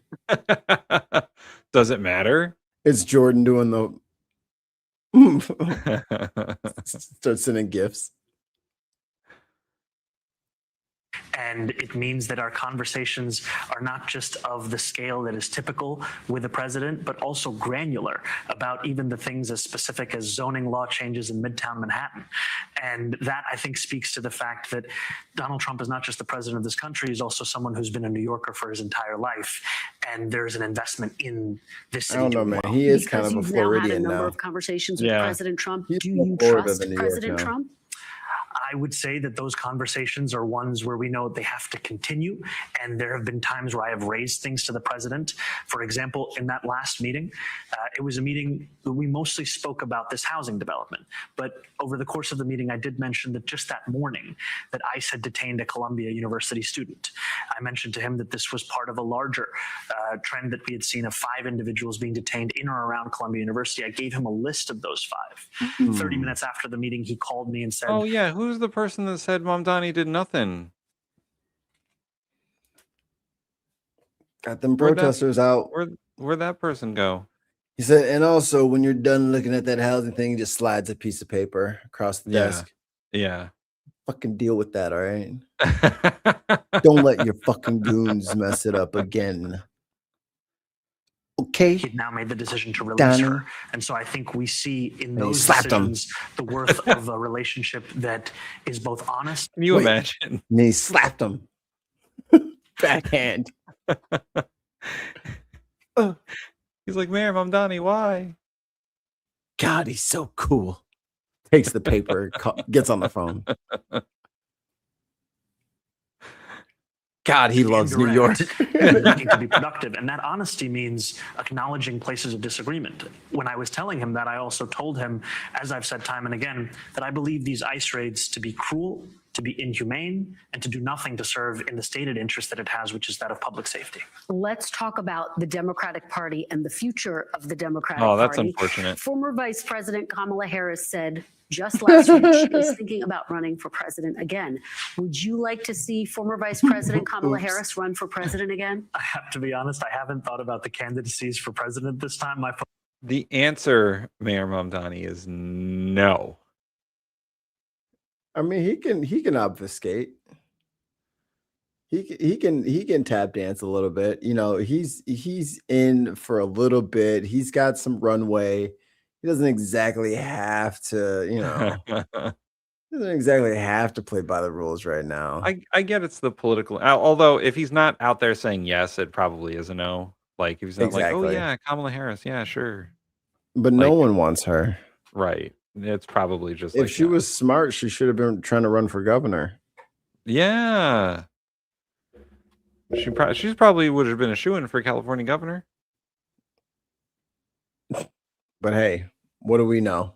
Yeah. What do we know about fucking Instead of about how to win an election? the fucking clown car that they got going on in the Democratic primary over there. Lord, I was watching some of that yesterday. Just bad. And they got like everyone together. And there's like a British guy there. And I was like, what the fuck is going on over here? California. What are y'all up to? You got Nigel Farage's little cousin trying to run for governor. It's a damn shame. You got the button. You want me to hit the button again? Hit it. Oh, this button?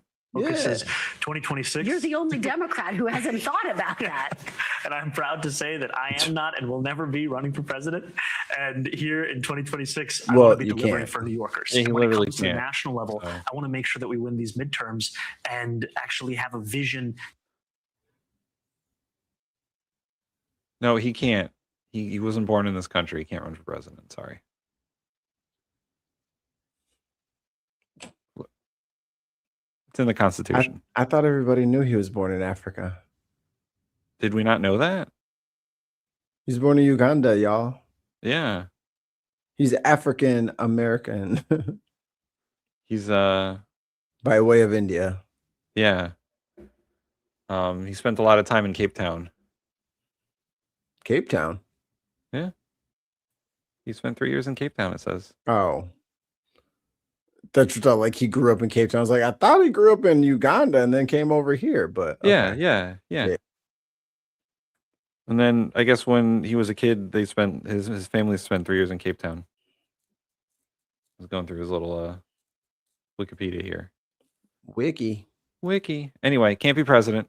That we're fighting for, not just one that we're fighting against. Let me ask you about some New York politicians. Okay. Senate Democratic leader Chuck Schumer notably did not endorse you in the general election. And now there's a big discussion about generational. This is why I can't be mayor of a city. I would be like, fuck Chuck Schumer, fuck him. I don't like that fucking guy. Hell yeah. Bask in it. Or a farm them. In your party, as you know, just 3 years ago, do you think that Senator Schumer should step aside as leader of Senate Democrats? I have to be honest with you. This is another question that gets into the future, gets into 2028. Well, this is a New Yorker, though. This is personal for you in some way, in terms of your politics here. And I'll tell you that right now my focus is on working with everyone, and that includes Senator Schumer. We can, however, have a senator, Mamdani. Right? I think he's a good mayor, though. No, I'm saying, you know, like a good hand, because I feel like if he goes to the Senate, he'll just get stuck with all the stuffy old farts, and they won't do nothing. But when he finishes a few terms as mayor, he's going to need something else to do. Governor Mamdani. Ooh, Governor Mamdani. Keep him in the executive branch. I'm making all the buses in New York free. I made all the buses in New York City free. Now moving to the whole state of New York. And then the all the buses will be free. He's a madman. Stop him. Stop him. The true goal of the Social Democrats is to make all buses free. He keeps taxing our millionaires and buying buses. Make them stop. He's hiring bus drivers. Yeah, no, a New York mayor is a huge job. He's literally like in control of a small country over there. Our homegirl, Lena Khan, is part of his transition team. So he literally has like every single smart political person that we like is part of his transition committee or part of his cabinet.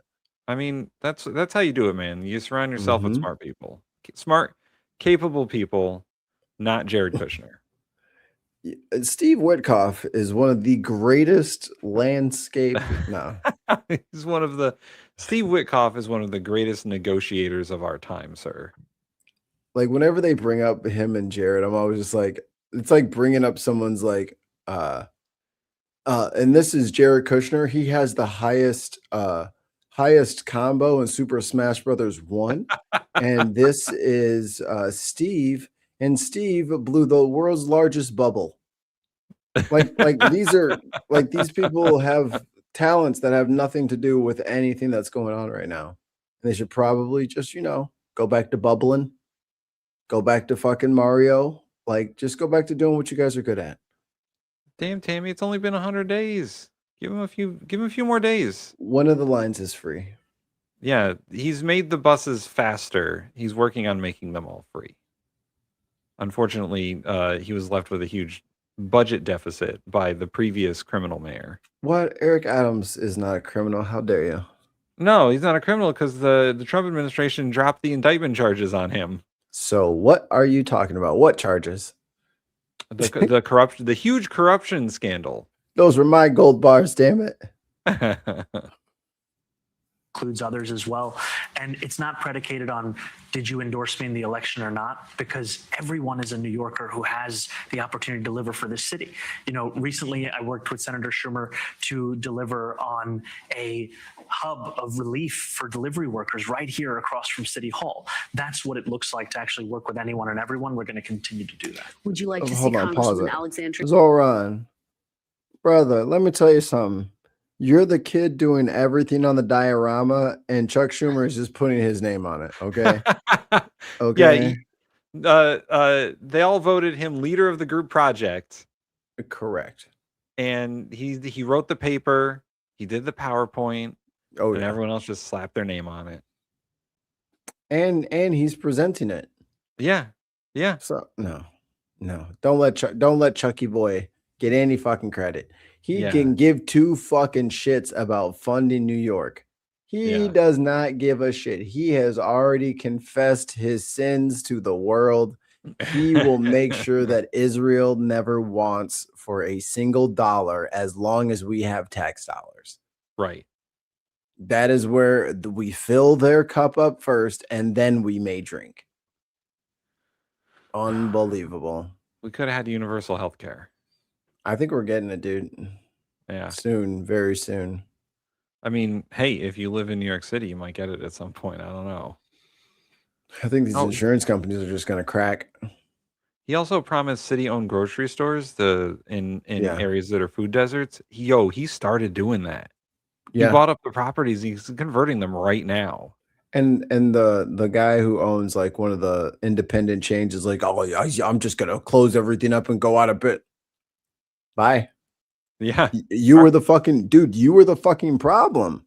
Yeah. And that's why having like a city run grocery store is so good, so that they can provide, like basics and maybe some like, standard stuff at a regular, a few cents above cost thing, and the government can eat that loss. But that also gives an alternative to people, for people, when the independent people decide, I think we can all just, collectively just decide we're going to make $3 per jar of peanut butter. Yeah.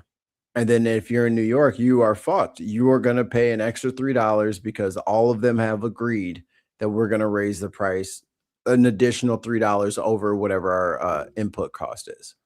Yeah. That's the problem. And there's a lot of like little like quality of life things that Mayor Mamdani is doing in New York, because I see it in the news every so often.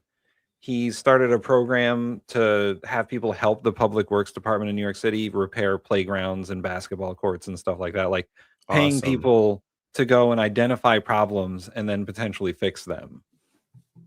And the thing is, you won't have to do that forever. Yeah. It takes like 1 or 2 waves of that shit, and then it's just regular maintenance, so that you're what do they call it? Like not city maintenance. What do they call it? Parks and rec, or parks and whatever. Like beautification and stuff like that.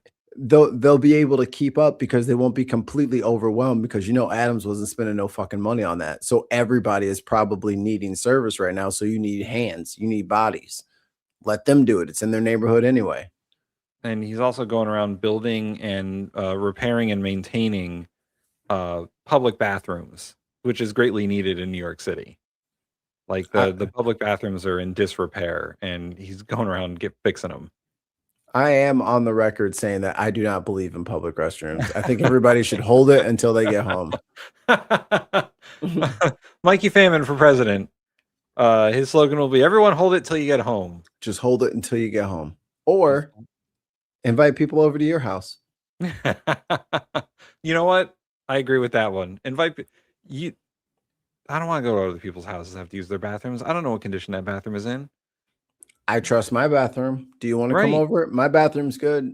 And then people can make their judgment call. But I think everybody hanging out far away from their home potty is detrimental to society as a whole.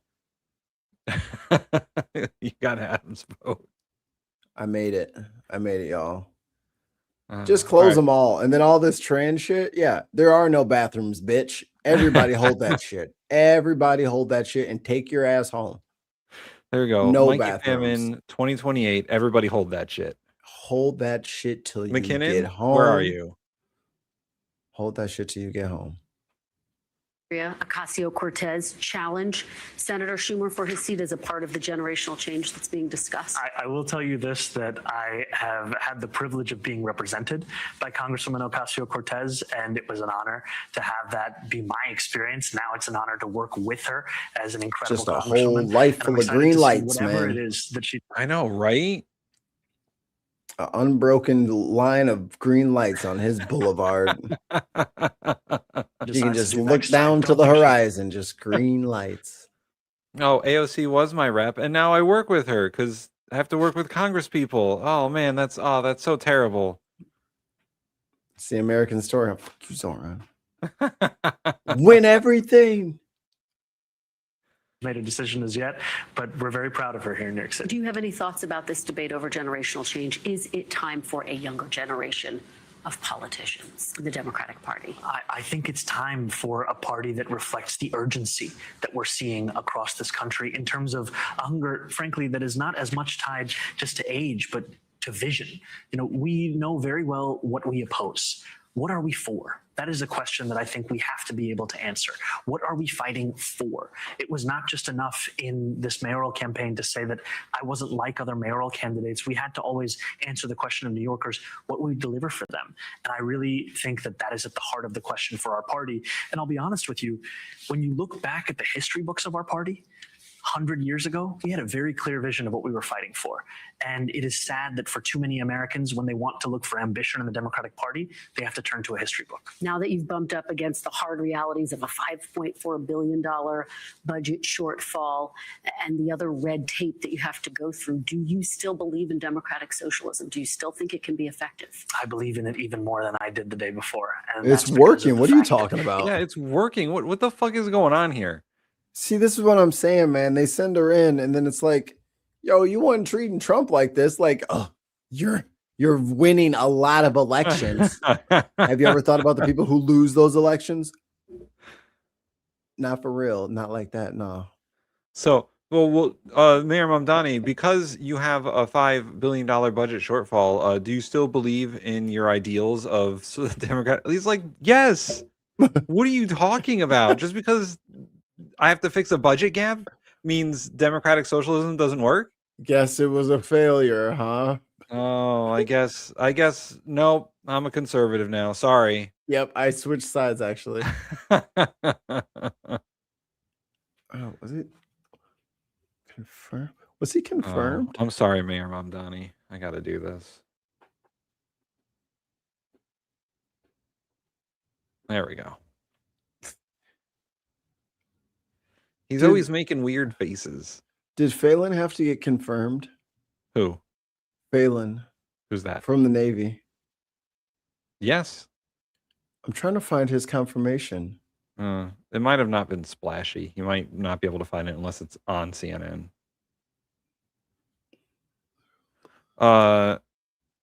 Let's see. I think I have one more short clip, and then we can do whatever. Oh shit. Unless you got something good. John Kennedy wins a literal applause for hilarious Senate praising leaving staffer. Who's the staffer? All right, never mind. I will only tolerate John Kennedy's fucking foghorn leghorn ass if he is dumping on his own party. If he is not, I will skip that shit. All right. We got a clip of Kash Patel crashing out. I'm on the job. I'm the first one in. I'm the last one out. I'm like an everyday American who loves his country, loves the sport of hockey, and champions my friends when they raise a gold medal and invite me in to celebrate. I've never been intoxicated on the job, and that is why we filed a $250 million defamation lawsuit. And any one of you that wants to participate, bring it on. I'll see you in court. Explain the computer login issue. Just explain the computer login issue. You were not able to log into your lawsuit contends that you were not able to log into the system. What did you think after you were unable to log into the system? Let's have a survey. How many of you people believe that's true? Hang on. Did you communicate? You with asked the question. Let me So, answer it. pause Let me quick, ask- pause I- real no. quick, Did you pause. communicate with? So what he's trying to do is he's trying to implicate them in the lawsuit. Yes, he is. And then he can kick them out of the galley because he has litigation against them. Yeah. What a slimy little fuck weasel. Yeah. God, man. See, like you guys, like that might slip past a lot of people. That was him trying to silence reporters. But they're journalists and they have to talk to legal all the time. They know exactly what not to say. And that was bait. Indeed. Not at the moment. Well, you don't know that. Did he have his blood alcohol tested right before he came out? No. Were you in the hearings? So how do you know how do you know? Were you in his office? Let me answer it. No, let me ask. No. Did you communicate with anyone that you thought you were fired after you were unable to log into? The problem with you and your report, don't cut me off. You asked the question. Straightforward question. The problem with you and your baseless reporting is that is an absolute lie. It was never said. Hold on, never pause. happened. Nine sources. Some Didn't of say- them. Didn't say no. Yeah. Some of them were current FBI officials. They're lying too. Everybody's picking on me. Some of them are just his friends. They're picking on me because I'm handsome. I'm the head of the FBI. I have a very cool job. My girlfriend is smoking hot and she loves me. She's totally not a fucking handler from a foreign government. That is not true. I don't know who keeps putting that shit online. That is not the case. She loves me for me. She loves all 5'8" of me. And the fact that I drink all the time has nothing to do with the fact that they had to use a Halligan to cut the door open to come get me because I passed out with my face on the keyboard on the exclamation point. Right. They needed to get breaching equipment to get to him. They had to CS:GO that bitch to get into the motherfucking office. And I will serve in this administration as long as the president and the attorney general want me to do so. Did you talk to anybody? Oh no, about who's whether you Becky thought- Lynch? Simple answer. Becky Lynch is a professional wrestler. Oh, I sound like Becky Lynch. Yeah, her current heel character is a play on Donald Trump. It's pretty funny. Y'all just be doing whatever the fuck y'all want over in wrestling. Answer to your question is you are lying. And every time you do so, It's a question. answered How your is he question. lying? It's simply as follows. I was never locked out of my systems. Anybody who says Your it, lawsuit says the opposite. Your lawsuit contains- anyone that says the opposite Right. is Pause it, lying. pause it, Thank you. pause it. You filed says that. Yeah, that's the issue. Is while he was defending himself in this moment, he goes against the facts of his own case. Yeah. Because it is a slight difference, but that's why the reporter's doing a very good job. Wanted him to confirm that the incident happened, because either it happened and it was just a tech error and it was fine, or you have this drinking problem. He answered with, "You're a liar." Right. That doesn't make sense. That doesn't track. And by the way, all he had to say is it was a tech issue. Yeah, me and everybody else's badges weren't working, but they fixed it. Right. Oh, or pretty benign. Easy. Yeah. Or there was an why wouldn't error. you just give us more information about that? Right. There was an error. I got locked out, and that's it. Yeah, me, this guy, and Jimmy down the hall. We all got locked out, and then in 20 minutes they brought us new badges. Easy. So when he gets fired next week. Oh man, what's today? Today's Thursday. Oh, will he make the weekend? Yeah, I think that no, Trump doesn't It's care when he not fires Fri- people. He fires people on Fridays usually. Yeah. And now Cash Patel is joining Dan Bongino on YouTube. Please go subscribe to Dan Bongino featuring Cash. And we wish them the best in their new endeavors. Future endeavors. When Cash gets fired, because he will get fired. Oh yeah. Do you think that he's just going to do a podcast that's like an expose on Trump? No, he's a coward still. Chris C. 2 British pounds. Maybe he was drunk and couldn't remember the password. You know that's what it was. That's 100%. And then here's the crazy part. Here's the crazy part that they're not mentioning. So after he got locked out of the system, he thought that he was fired. Right. And had a meltdown. And this is why the White House knows about this. This is why the reporters know about it, because he freaked out, thought he got fired, and then started calling people, asking why he was fired. He called the White House. He called the DOJ. He called Pam Bondi. Maybe they did fire him. And they were about to fire him, and then like he just started like wigging out, and they're like, "No, no, we're not firing." Because losing his shit. And you know what? The paranoia is a little bit warranted here because Trump has been known to fire people without telling them. Oh, all the time. That's his art of the deal. It's called being a shitty fucking manager of people. It's called being a tyrant and ruling through authoritarian means. If I was a drunk Cash Patel and I couldn't log into my system and I thought I knew my password. Shit. No. Yeah, it's freaking. Yeah. I'd be losing my shit. I was like, oh shit, I'm fired. I am so fired. He's Nobody like, told me that I'm fired. Oh my God, Vivek was right. Right, exactly. The big brown ones first. Damn it, Vivek. Why do you look like Indian Jimmy Neutron? Oh, poor Vivek.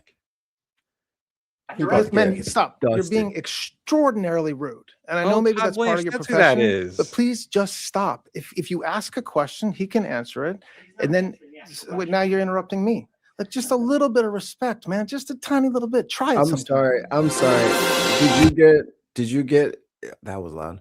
Did you get all of that pushback from Jizz Stain Maxwell when you were cozying up to her before you sent her off to the puppy training facility where she plays with puppies all day? Is that what's going on over there? John, you okay? John McMahon. Why is that code? Okay. It's like, oh, okay, I see. It's like dots and dashes. Okay. Yeah. Dot 1 dash dot. Oh wait. I know what it says. Okay. It says John is inbred. What the John? Oh man, that's rough. John, I can read your code. We don't need to know that. Telling secrets out there. Tell your uncle brother to leave us alone. All right, Mikey. I think that's it for the clips that I got. What do you got? Let me see. I got distracted by the uncle brother down there. I was looking for his confirmation hearing. Because I'm pretty sure somebody lit him up for not knowing anything about the military. Didn't you mention Lutnick before? What's he up to? Oh yeah, he just got done. See if there's any good bits. Oh, here we go. Forbes doesn't have it. Forbes has everything. That's where we need to work. And then we can get free samples from Forbes. Okay, there's Forbes. I got some Lutnick. Okay. This is a tiny committee room. They're like, we don't need to. You don't get the big one. Yeah. Mrs. Dean. Thank you, Chairman Rogers, Ranking Member Mang, Ranking Member DeLauro. Good afternoon, Secretary Ranking Member Lutnick. DeLauro. Last Tuesday, I had the chance to attend a breakfast for RAIN, the Rape, Abuse, Incest National Network. It was their Congressional Day of Action. Survivors came to me, told me their horrific stories, and the survivors I spoke with had one message. They're seeking accountability and justice. After speaking with the survivors, I again went to the Department of Justice to review the unredacted Epstein files, to seek accountability and justice. for the victims, the more than 1,000 victims and survivors. And today, Secretary Letnick, I have some questions for you about what I see. Let me just stop right here. That lady is a liar. Kash Patel told me that Epstein only trafficked those people to himself.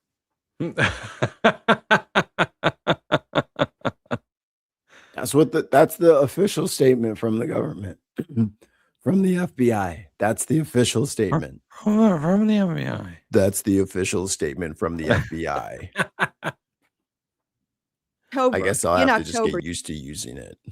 I don't like it. You told the New York Post with colorful narration. Otherwise, you sound like Morty. Oh, geez, Rick. Yeah. That the last time you saw Jeffrey Epstein was in 2005 when you took a tour of his house, which happened to be right next door to you. You claim you and your wife were so grossed out by this disgusting person, you swore you would never go back. But when the Epstein files came out, it turned out that was a lie. You were forced to admit that you had visited Epstein's. I'm going to miss the bus.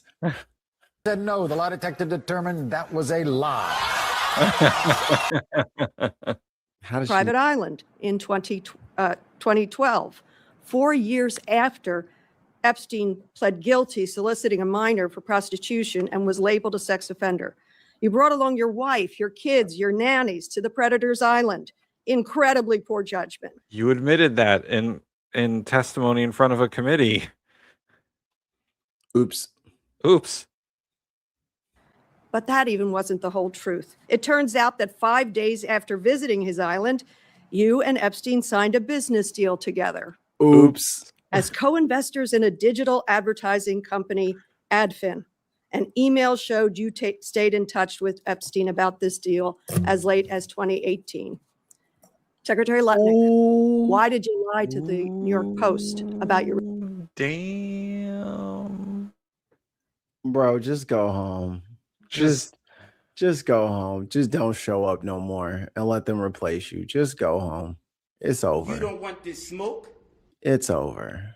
You're done. Damn. Got your data, dumbass.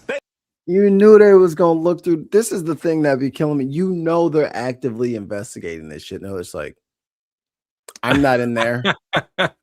Bro, you know you're in there. You got to get out in front of this. And that's the problem with everyone who is covering it up. They're like, oh, I'm not in the... Anyone who's in the Epstein files is a monster. And like, oh, so why did you visit his island? Me? For fucking charity, obviously. And I had a bunch of witnesses who will testify that I never did anything. I'm related to all of them. Yeah, Christy's got it right. Go straight to jail. Do not pass go. Do not collect $200. Yeah. Just you drew the jail card. It's time to go. Little black and white orange or a striped suit. Also, is he lying or is he stupid? Put in your votes now. Stupid. Relationship with Jeffrey Epstein. Dumb as hell. Boy, put your shit on. Oh, I did hear that. Please don't repeat your gracious offer to speak behind closed doors, not under oath, without the ability of this committee to question you. The American people wants to know, why did you lie about your relationship with Epstein? Oh, he wants to make a deal under closed doors? Ooh, that's a tell. Tell us more, Lightning. Yeah. Come on, Nutlick. He'd come, maybe he wouldn't even. Oh, sorry, wrong button. House Oversight. And I have agreed. We are will the spend appropriate time reclaiming my together. time. I do not accept that answer. We've heard that one. We are our own committee. We have our own reason to test your credibility and veracity. Please answer the question. Why did you lie to the Post? I have voluntarily agreed to spend the time and talk about it. I reclaim the time.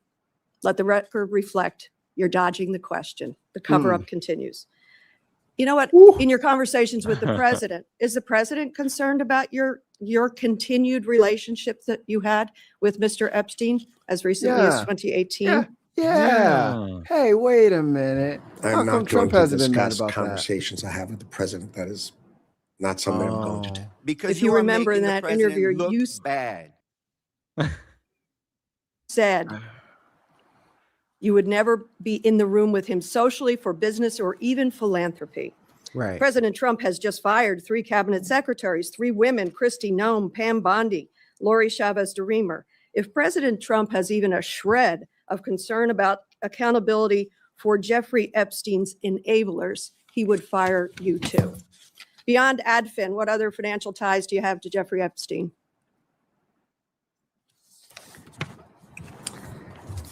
As I said, I'm going to answer all these. Beyond AdFin, what other financial ties? You're the Commerce Secretary. We have a right to ask this question and get it answered. Again. Damn. Oh my God. Yo, this is y'all's group, man. Is As much as y'all want to Cankles, McTaco Tits, and owning the libs. That's their like y'all keep coming up, like everyone sees it. They come in here, they try to get a rise out of us. This is your guy. Don't be mad at us. You got to defend that. I don't have to defend that. Yeah. He doesn't have answers. I mean, he does have answers to these questions. He doesn't want to give the real answer. Agreed, McKinnon. Agreed. I think the iHip girls already have a shirt. Like Oh, yeah, we don't want to That's her. copyright infringe. yeah, that's her. That's her. It's got to be our catchphrases. Like this one. Fuck your face.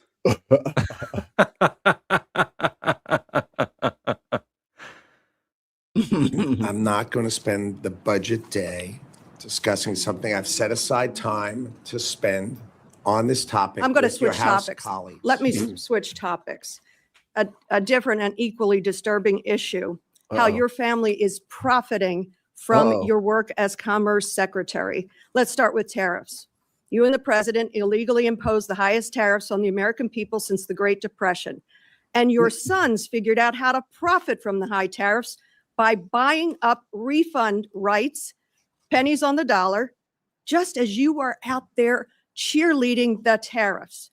As a result, federal taxpayers like my constituents may now owe your family tens of or hundreds of millions of dollars. I wonder if President Trump is concerned about you and your family profiteering off the illegal tariffs. No. You know they're that fine. that No. is false. Here's reporting. I'd like to put it in the record. Howard Lutnick's you don't old get to do firm that. did not, in fact, profit. Oh, I see. Bitch, did you win an election? Then Yeah. you can't add nothing to the record. You're a fucking witness. Yeah, you don't get to You don't talk. get to fucking put evidence in there. Where the hell is my button at? You don't get to talk. You don't get to talk. Where is it? Reclaiming there my it is. time. You Congress- don't get to talk. Lumber is at a Reclaiming my 5-year time. low, Congresswoman. Reclaiming my time. Then let's just have. Yeah, Tez got it right. He's saying it's false, but there's a mountain of evidence against him. He still hasn't answered. No, he has not. Here, we'll go back a little bit. Tariffs. You know that that is false. Here's reporting. I'd like to put it in the record. Howard Lutnick's old firm did not, in fact, profit from Supreme Court Who made tariff that? ruling. It is It's just your not sons. true. It's your sons. The No, reporting his is old firm and my sons. It is not Mr. Chairman, true. And reclaiming you my know time. it's not true. I have It's asked not true. many, Mr. Chairman, reclaiming about 20 seconds. I hope you recognize how fundamentally wrong and corrupt this is. I hope you take accountability and have the decency to resign before you are fired. It's not true. I yield. Oh, you think that's gonna work on old Trumpy pants? You think he's just gonna be like, oh well, they're lying about it. Like, well, they think it's true, bitch. So you're gone. So that's about as well as the Howard Lutnick hearing testimony has gone today. That was from today. You know, typical Thursday. Yeah. Oh, and by the way, I don't know if Chrissy reported this much earlier on in the episode, but there is now a watchdog agency who is reviewing the DOJ's compliance on the Epstein files release and to see if they violated the law. Ooh. Yeah. Yeah.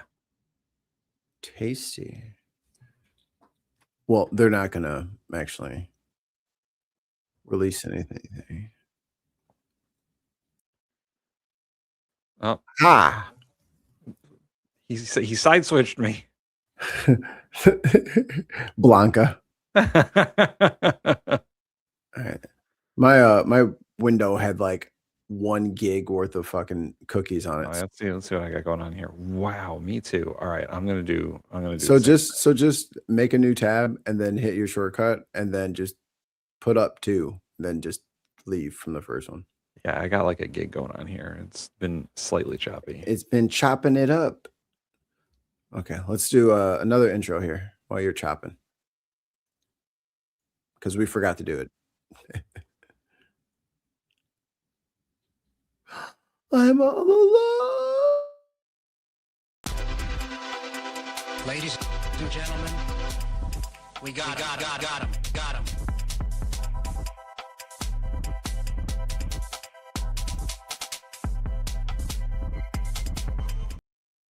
Hello. It's still not back yet, guys. Oh, geez, Rick. A lot of people have been talking about former Navy super cool submariner, the deep Aquaman man, John C. Phelan. You mean the newest unemployed government employee from the Trump administration? Well, to be fair, Trump didn't fire him this time. It was old Keg's breath. Oh man, Keg's breath. Why is he firing all them peoples? Because he's the king of the 7 seas, and Luffy will never be the #1 pirate as long as Keg's breath is around. He will blow up all the ships. But in a related topic, what is my kid doing? She's just being weird.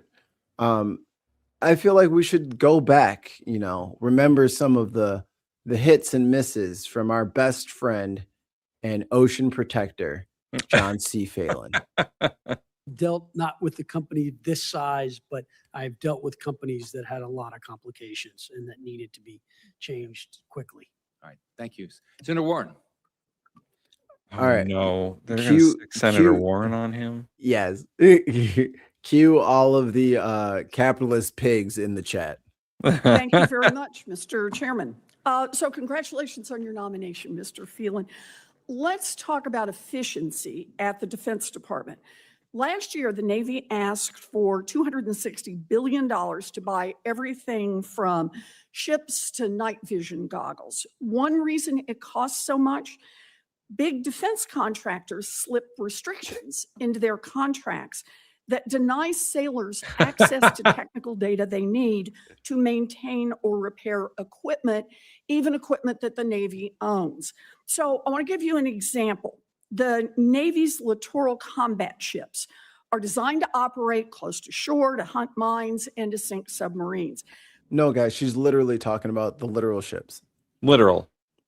But this ship has been bogged down with maintenance. We're going issues. to the gulags. And when something breaks, sailors are not allowed to make repairs themselves because Lockheed Martin and General Dynamics don't let them have access.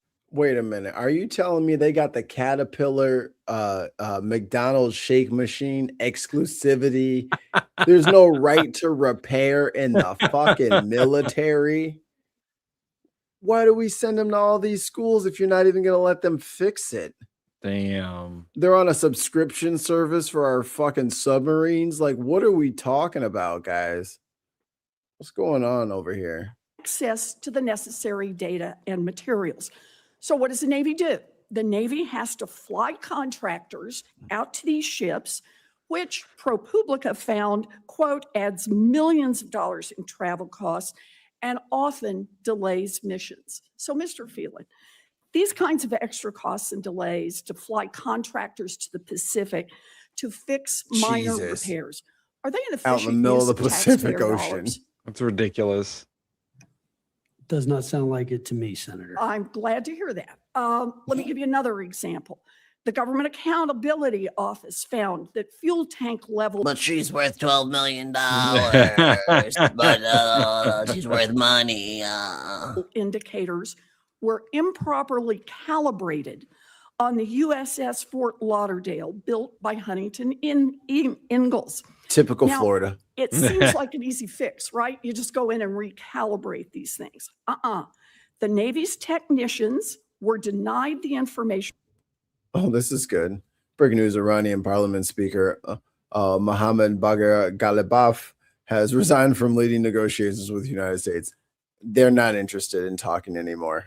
No. And when they were about to put JD on a plane to go over to Pakistan and do the talks again, and then it all just fell apart. If I was America, don't go to no more in-person meetings. Yeah. Straight up, don't go. You done fucked up so bad, you're gonna have to talk over the phone or on Zoom or some shit. Don't show up.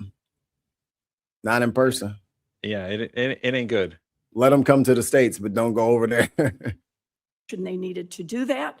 So every time they had to recalibrate the indicators, the Navy had to fly out one of the contractor's technicians. Mr. Phelan, does this sound like does not being able to maintain and important ship parts put the Navy's readiness at risk?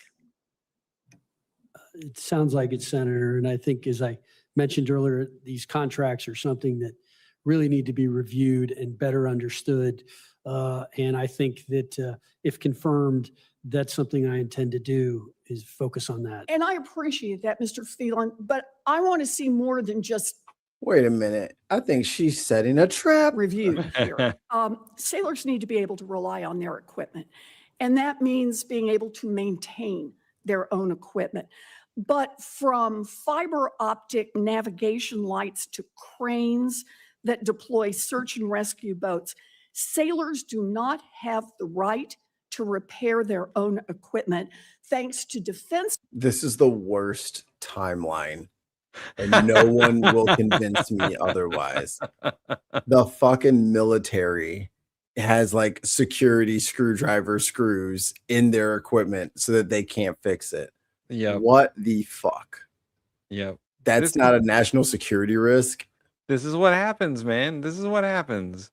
When you contract things out to the lowest bidder, and then Or your friend. yeah, and then you just let them do whatever the fuck they want. This is how we got here. The companies don't like other people fixing their shit, number one. Capitalism, number two. And just government fuckery. Contractors who want to squeeze more money out of the military.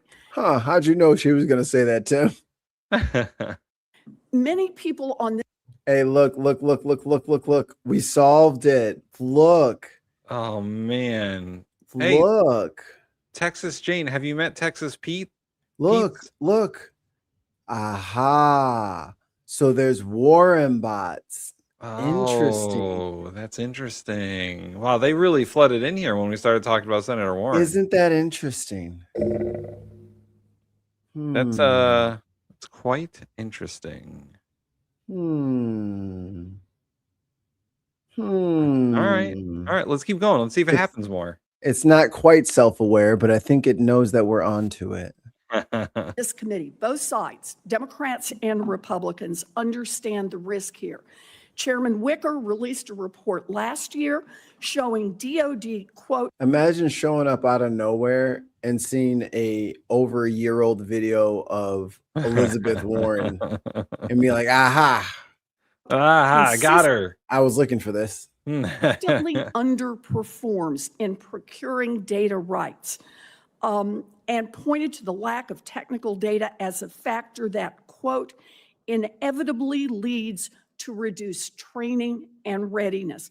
Mr. Phelan, can we count on you to advance the Navy's right to repair its own equipment? I think that's a good idea. Thank you for the question, Senator. I know. Oh my God. Oh my God. Of course he said it. Where is it? Where is it? I'll find it first. No, you won't. No, I'm going to find it I'm panicking. I can't read fast now. I can't read fast either. I'm all the way at the bottom. How do I got it. go? Senator. Got Oh, it. it's way too low. Yeah, it's all the way up by you can't sing. But you can't sing. But you can't sing. But I can't talk. But you can't sing. This is an issue very important to you. As I said, it is something that I intend to study and look at. And what I'd commit to you is let me come back to you and look at this and understand it, because it is a complicated issue.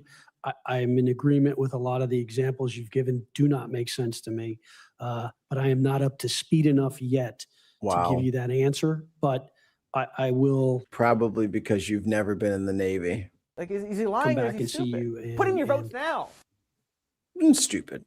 Commit to that and look at this. And I appreciate that, but I just want to say right now, this makes me uneasy because there is so much pressure to continue to let these defense contractors take advantage of our service members who we waste taxpayer dollars. I sound like delay Elizabeth Warren. missions. We actually put people at risk because we're not permitting basic right to repair. Technical data needs to be a must. Like, I get, like, they wanted some contractors like Lockheed and Boeing, all this. I get that shit, like, for your big equipment. But if you can't make your own, like, what if we get in a war? You can't even like, you can't even fabricate your own parts. You can't, like, the Army is known for that, for being fabricators and having welders and some of the best mechanics on the planet. So they just can't work on shit now. They got to have like a fucking a 4-digit code to unlock the fucking settings so that they can fix shit. Like, what are we doing? $5 from Tons of Mice. Tim's hat 2026. Shut up. We should put shut up on a hat. We should put shut up on a hat. Just fuck it. Just shut up. Have in acquisition contracts for the Navy. My service members' right to repair act would make sure that the Navy and every other part of our military have fair access to the data rights and to the other materials that service members. So there's his stunning performance there.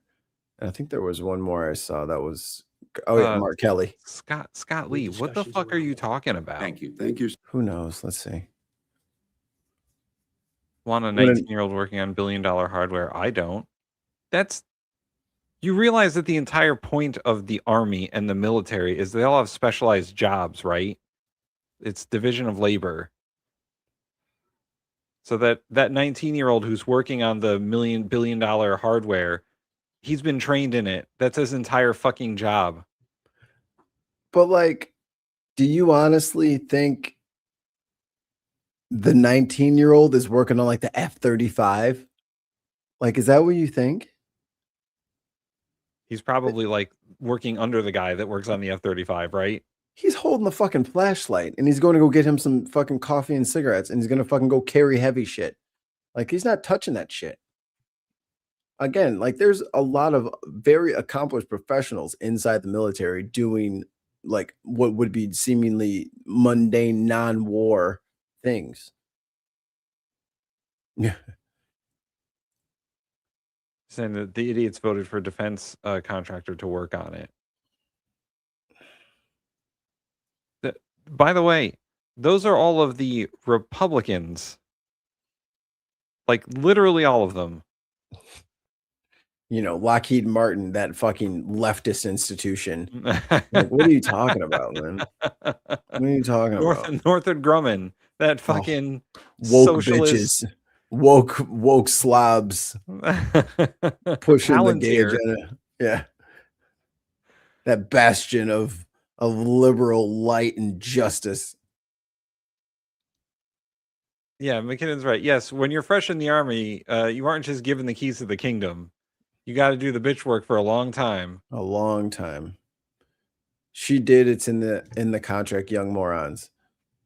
She did what? Like, oh my God, dude. Like, I don't know if you're like aware that your fucking speech is like barely legible, dude. And we're not young. And we're also not old. We're in the middle.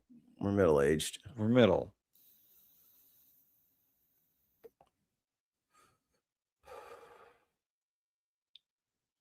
Right. But that's also, it is the defense contractor's job to like make the parts and maintain the equipment. I mean, they get paid enough, and we have smart enough people. The Army should be making their own shit. Like, for example, the presidential helicopters have to get serviced. And while the while the Marines do service them, they do need specialized service every once in a while. So they got to fly back to Lockheed and get like engine swap outs and shit like that. And by the way, most of that work is union labor. No, we can't have that. Senator Blumenthal, Senator Kelly. Thank you, Mr. Chairman. Let's see what the astronaut and the fighter pilot has to say about this guy. Mr. Phelan, thank you for being willing to do this very important job. The Navy, in particular, means a lot to me. I spent 25 years on active duty in the United States Navy. One of the Hey, why don't you subscribe and like the forces in video and world. shut your mouth? I understand earlier you mentioned my Ships for America Act. Yeah, I buy some appreciate merch. that. Senator Young and I and House members are working on bringing back the U.S. Merchant Marine from its rather dismal state of about 80 ocean-going merchant vessels to something much larger than that. Our adversary on the oceans, China, has 5,500 ocean-going merchant ships. We have 80. We've got to rebuild this industry. It's a national security and economic security issue for us. So thank you for bringing it up. He's got a plan. Look forward to getting your feedback on the legislation. Don't look forward to it, Mark. But what I want to He doesn't do it discuss before now he gets is kicked out. something more specific, a weapon system called SLICM-N, the nuclear version of the submarine-launched cruise missile. Tim hat. That is I hate Mikey sort of being hat. debated. Yes, I McKinnon. want to make sure we're Mikey clear with on a the line direction through it of like the the hidden system leaf. and understand the Yes. opportunity All right, I'm sending that costs to McKinnon. that might come with fielding it. So if we field SLICM-N, it would likely necessitate removing some conventional munitions from Virginia-class submarines and making some significant changes to the security systems, the launch control systems within the This guy has submarines. So- never enlisted in the and Navy. He has no idea what he's that is talking about. concerning to me if we wind up in a conflict in the Western Pacific with China. I don't think that conflict is inevitable. One of our, great advantages over other navies is our submarine force. So, Mr. Phelan, given the cost and operational challenges, do you believe the SLICM and the nuclear-armed sea-launched cruise missile program is worth some of the trade-offs? And if confirmed, what direction do you plan to take the Navy in with regards to the integration of this missile? And do you think we need it for deterrence? Senator Kelly, thank you for the question. Thank you for the question, Senator. Damn. Thank you for your question, Senator. Fuck. Lose everything. Bleach Did blonde, appreciate bad built, time we bush spent body. in your office and your viewpoints on this, I thought were interesting. I think, look, I've not been read into the program, so I Oh don't my have God, he knows classified nothing. information. Oh, so it he's makes it a just little like Pam difficult for me Bondi. He to doesn't know anything. ask Oh you. no. I know there's very strong debates on both sides as it relates to it. And I look forward to working with the Secretary of Defense to come up with what we hope will be the optimal answer as it relates to it. So if confirmed, I look forward to working with you Here's on the program. problem. None of the people did the better reading. Understanding the pros and cons of it and hopefully coming up with the best solution. Yeah, it's a big decision. It's one of the, I'd say, bigger ones the Navy has to face with regards to a weapon system. Another decision that's going to have to be made here at some point is whether to move forward with the development of FAXX. So this is the Navy's version of NGAD, the Next Generation Air Dominance Fighter. We need an asymmetric capability. My view on... So, plain nerding here for a second. So do you know why the F-35 was supposed to be so crazy? Not only was it stealth, but you could launch it with a swarm of drones and then it would be like the supercomputer brain for the drones. Yeah. So it wasn't just a very capable fighter. It was also like a telecommunications hub and like a spy plane that you couldn't see, all wrapped in one. And they saw it on video and shot at it and they took it down. Right. Fuck. Yeah. This in trying to penetrate the A2AD bubble that China has built in the Western Pacific is we need a capability that can fight its way in. Right now the F-35 has fantastic capability, very hard to see on radar. I mean, its stealth qualities of that airplane, are not matched anywhere else in the world. But China continues to, build significant weapon systems, surface-to-air, air-to-air missile systems that have much greater range, ways to detect fighter aircrafts. This is changing very, very rapidly. So I'm not going to ask you a question on this. I just want. Yeah, because there's no point. He doesn't know anything.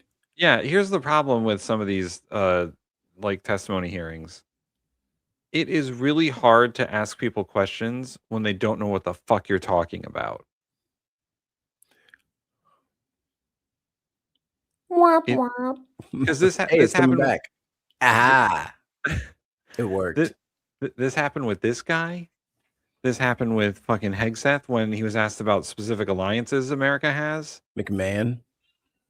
Yeah, Linda McMahon. This happened with fucking Pam Bondi, who was like, "Oh yeah, I'll have to read that book," or "Yeah, I'll have to be read in on that," or "Yeah, I haven't looked up that specific thing, but I'll get back to you." Like, if you want a job, you have to interview for it, right?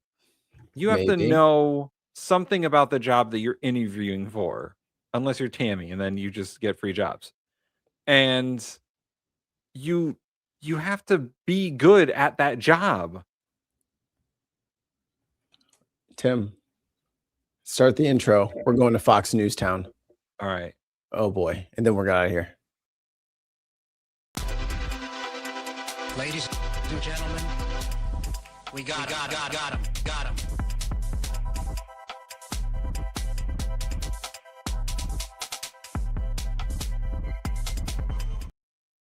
Now, Tim, I know you are a big supporter of the Southern Poverty Law Center. I know you're in on this. And when I'm in on it? And when I find the way to tie you to the Southern Poverty Law Center, your goose is cooked. Your goose will be so goose. If you guys haven't heard, the Trump administration and the DOJ has decided to attack the Southern Poverty Law Center. For what? Oh, you don't know? Oh, I haven't seen this. Chef's kiss. Last clip of the day. Ice groups is under major fire for allegedly funding the hate groups they claim to be fighting against.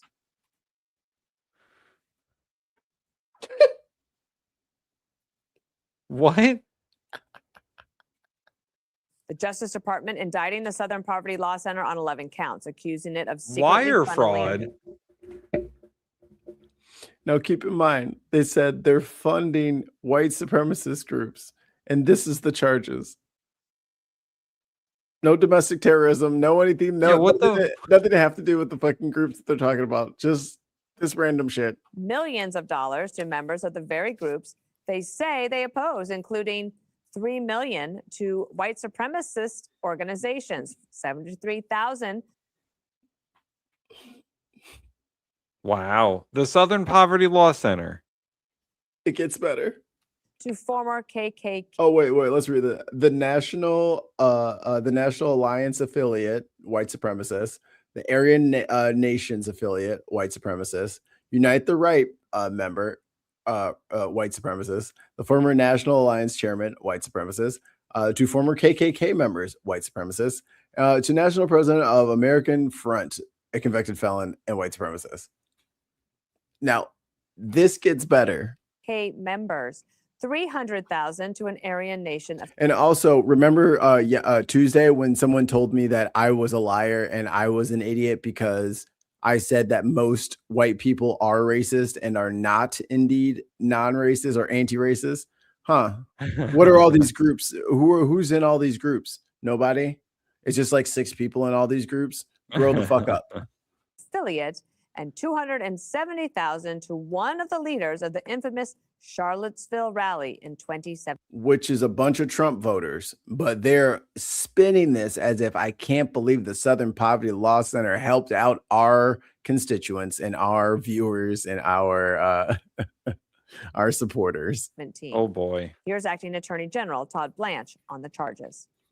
The SPLC was not dismantling these groups.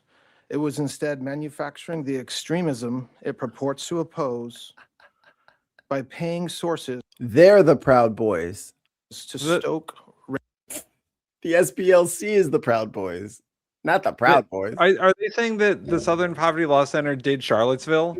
They infiltrated all of these perfectly normal groups, loaded it with extremist ideology, and then carried out these attacks. Racial hatred. The SPLC was paying a member of the leadership group that planned the Unite the Right protest in Charlottesville, Virginia in 2017 that resulted in the death of one person and injured dozens more. This particular... I don't even know. I don't even know what to say. What the fuck do you say? It's so funny. Paid by the SPLC allegedly received approximately $270,000 over the course of 8 years. Busted. How fucking dare you? Very much. It's not like they were like, paying to get into these parties to have undercover agents. Right. The law center is pushing back, releasing this video statement. This use of informants was necessary because Informants? Are you mad that your boys got snuck? And that they had people sneak into their little organization and tell all the dirty little secrets? Is it the same kind of fucking cap they used when they were talking about, the FBI was actually doing January 6th? They were there, right? They were there, right? Antifa. Because we are no stranger to threats of violence. In 1983, our offices were firebombed, and in the years since, there have been countless credible threats against our staff. For decades, we engaged in unprecedented litigation to dismantle the Klan and other hate groups. And now the Trump administration is lighting them up with fake charges. Sounds like they're secretly working for the Klan, Mikey. No, he's not racist. Why do you guys keep calling him racist? In light of that work, we sought to protect the safety of our staff and the public. We frequently shared what we learned from informants with local and federal law enforcement.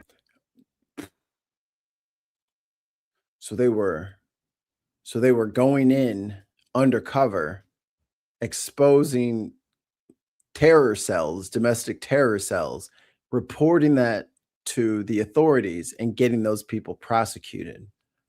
I don't know. And we want to stop this from happening in the future. Okay. Including the FBI.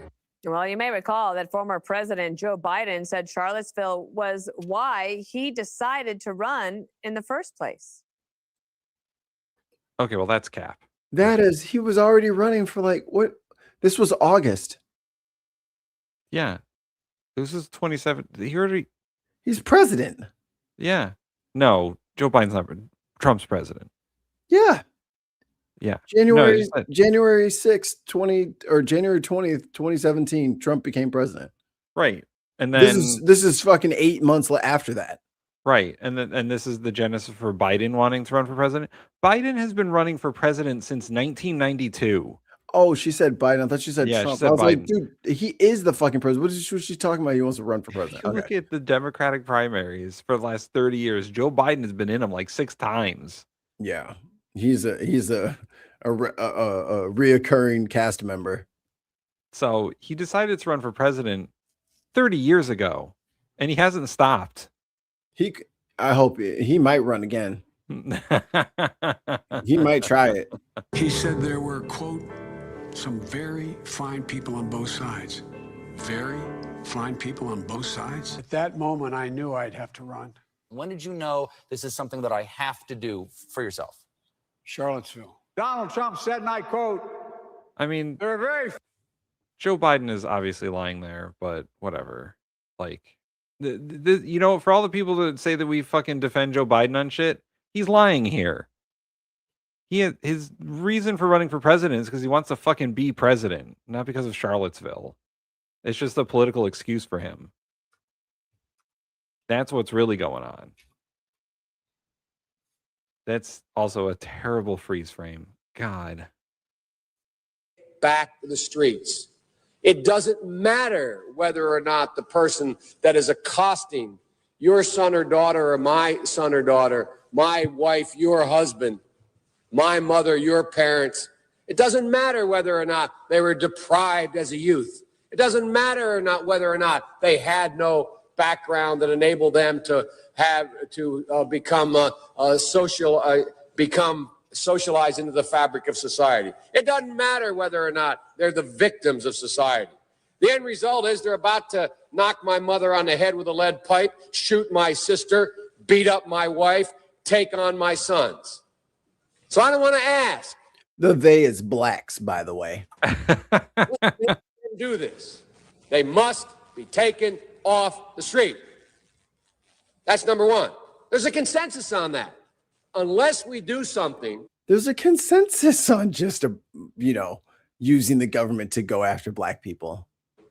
About that cadre of young people, tens of thousands of them, in a pack, born out of wedlock, without parents, without supervision, without any structure, without any conscience developing, because they literally, I yield myself 3 more minutes. Because I yield myself 3 more minutes. Have not been socialized. They literally have not had an opportunity. We should focus on them now. Oh, come on, guys. Joe Biden has a stutter. Don't make fun of him. Don't say anything bad about him. If we don't, they will, or a portion of them will, become the predators 15 years from now. And Madam President. Actually, that's not a bad shirt idea. Cope and change? That's a good one. President, McKinnon, get on that. On our streets. That society has, in fact, in part because of its neglect, created. Again, it does not mean because we created them that we somehow we must free the steamboats. Forgive them or do not take them out of society to protect my family and yours from them. They are beyond the pale, many of those people. Wow. Beyond the pale. And it's a sad commentary on society. We have no choice but to take them out of society. Once again, the truth truth is black we people. don't very well know how to rehabilitate them at that point. That's the sad truth. I'm the guy that said rehabilitation, when it occurs, we don't understand it and notice it. And when we notice it and we know it occurs, we don't know why. So you cannot make rehabilitation a condition for release. That's why in our system, there's the federal system, you serve 85% of your time. It's a shame, but we don't know how. Now, keep in mind, this is at the tail end of the war on drugs, where they are locking everybody up for like 2 joints. Yeah. Like you're getting like a year and a half for like 2 blunts. How to rehabilitate. But there is a consensus, and I will cease. We must make the streets safer. I don't care why someone is a malfactor in society. I don't care why someone is antisocial. I don't care why they become a sociopath. Mikey, we have an pause it for a second. obligation to. This is a lawmaker purposefully saying he does not care the cause of social problems. He does not want to create policy to fix them. He only wants to deal with the after occurrence of that problem. He does not want to do anything to make it better for anyone else. He doesn't want to do anything to fix anything for anybody else. He is fixing it for him and his family when they go out. He's fixing it. So his wife doesn't get attacked, and so they don't square up against his son or whatever the fuck he said. Like, well, the lead pipe. he is saying as a policymaker, as a politician whose job it is to make laws, I do not care about the causation. No, that's not my problem. Only the effect. He does not care about the independent variable. No, I'm a senator. So I'm just going to dictate that these people are irredeemable. They're not savable. There's no point in trying with them. And we're just going to have to lock them all up. So everybody join me in signing this stop and frisk crime bill where I can just, put people in jail forever for anything. And then, what is this in 93? And then we're going to fast forward, 27 years. And then it's, let me put up this black lady and how accomplished she is. And she's all this and she's all that. First of all, person in the chat, whose side are you on? Because it's unclear at this point where you stand on anything. And second of all, they're singing. Maybe. Second of all, you watching the show is putting pennies in the cup. So Yeah, appreciate it. Thanks for monetizing us. You're encouraging our bad behavior. Yeah. Okay, there's 20 seconds left. Cordon them off from the rest of society, try to help them, try to change their behavior. That's why we do in this bill. We have drug treatment and we have other treatments to try to deal with it, but they are in jail. Did his kid go to jail? Well, no. And his kid was doing what? All the fucking drugs. Yeah. So when y'all come up here and y'all say, oh, you guys love Biden. No one fucking said they liked fucking Joseph Robin's egg Biden. Mikey, you must be fucking psychic because look at this shit. Look at me. Look at me. I am a prophet. We are literally shit talking Joe Biden, and they're still like, why are you defending Joe Biden? We're literally saying this guy is a racist. And they're like, yeah, but he's a racist. Who supported the crime bill that made all the mandatory minimums and put all the people in prison for bullshit. And that also led into the militarization of the cops and them like starting the real fun crime of planting shit on people because body cams weren't invented yet and dash cams weren't invented yet. So they would just put whatever they felt like they would want you to have on you. No oversight committees that were outside of the police department. This is why we had to implement all this shit. It's because of fucking Joe Biden. Like, I don't know how much more clear we can make it, guys. Fuck Joe Biden. He's a piece of fucking garbage, dude. No one likes him. No one likes him. The only reason anyone would ever vote for Joe Biden is because his opponent was Donald Trump. Literally the only reason. That's it. Away from my mother, your husband, our families. But we would be absolutely stupid as a society if we didn't recognize the condition that nurtured those folks still exist. And we must deal with that. Yeah. You Democrats can fucking keep Joe Biden. Fucking put him in a fucking sarcophagus, pray to him, like put him like look to the east and pray to Joe Biden. You can do whatever the fuck you want. Him and the fucking Clintons who were sitting there fucking, I don't know how excited she could. I'd have never seen somebody so excited to lock up little black kids. Never seen somebody so happy. Fuck you, Hillary. Fuck you, Bill. Fuck you, Joseph. And Obama, real sucker move, fucking picking him for your VP. Look at this. Look at this in the chat. I hate you so much. That is so painful. JP players only want one thing, and it's to defend Joe Biden. Fine people on both sides. My God. All right, Greg, I feel like we have to. Oh no, Mikey, you put Gutfeld on here? I got your ass, bitch. Oh, Jesus. Start with you. Go for it. Why is his chair so big? Get him a smaller chair, damn it. He's a fucking elf, just like Mike Johnson. Get him a bigger phone book, damn it. I can't. In fact, Gutfeld's he's a tiny little goblin is what he is. Begin to Little say gnome. how big this story is. Yo, remember that gnome game? Remember that gnome game we played? We should play that shit again. That gnome robbery or whatever. Yeah.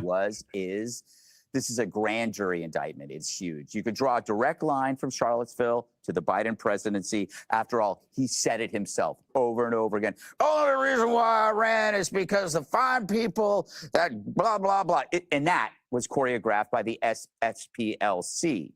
So this makes the Jussie Smollett hoax look like amateurs. Did the media fall for it or did they go along with it? They went along with it. They knew. None of this. He almost fucked that up. Yep. Or did they go along with it? They went along with it. They knew. None of this white supremacy movement made sense to anybody because nobody knew about this march. And then it just happened. They kept it under wraps. Nah, dog. They was talking all Nah, you're not finna change history. Everybody knew that shit was happening. Everybody knew that shit was happening. Everybody.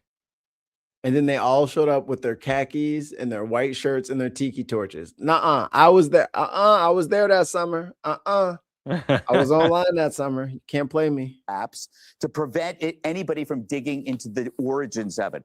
Nobody ever heard of these people, and then we never saw them again. It was amazing how you can have like Jan 6 grannies arrested, but they could never find the tiki torches. You know, it wasn't just a hoax. Wow. What you mean? Here we go. What you mean? Okay. Democrats apparently have always screamed that MAGA is the party of violence. January 6th. Search montage of Democrats inciting violence. Inciting violence?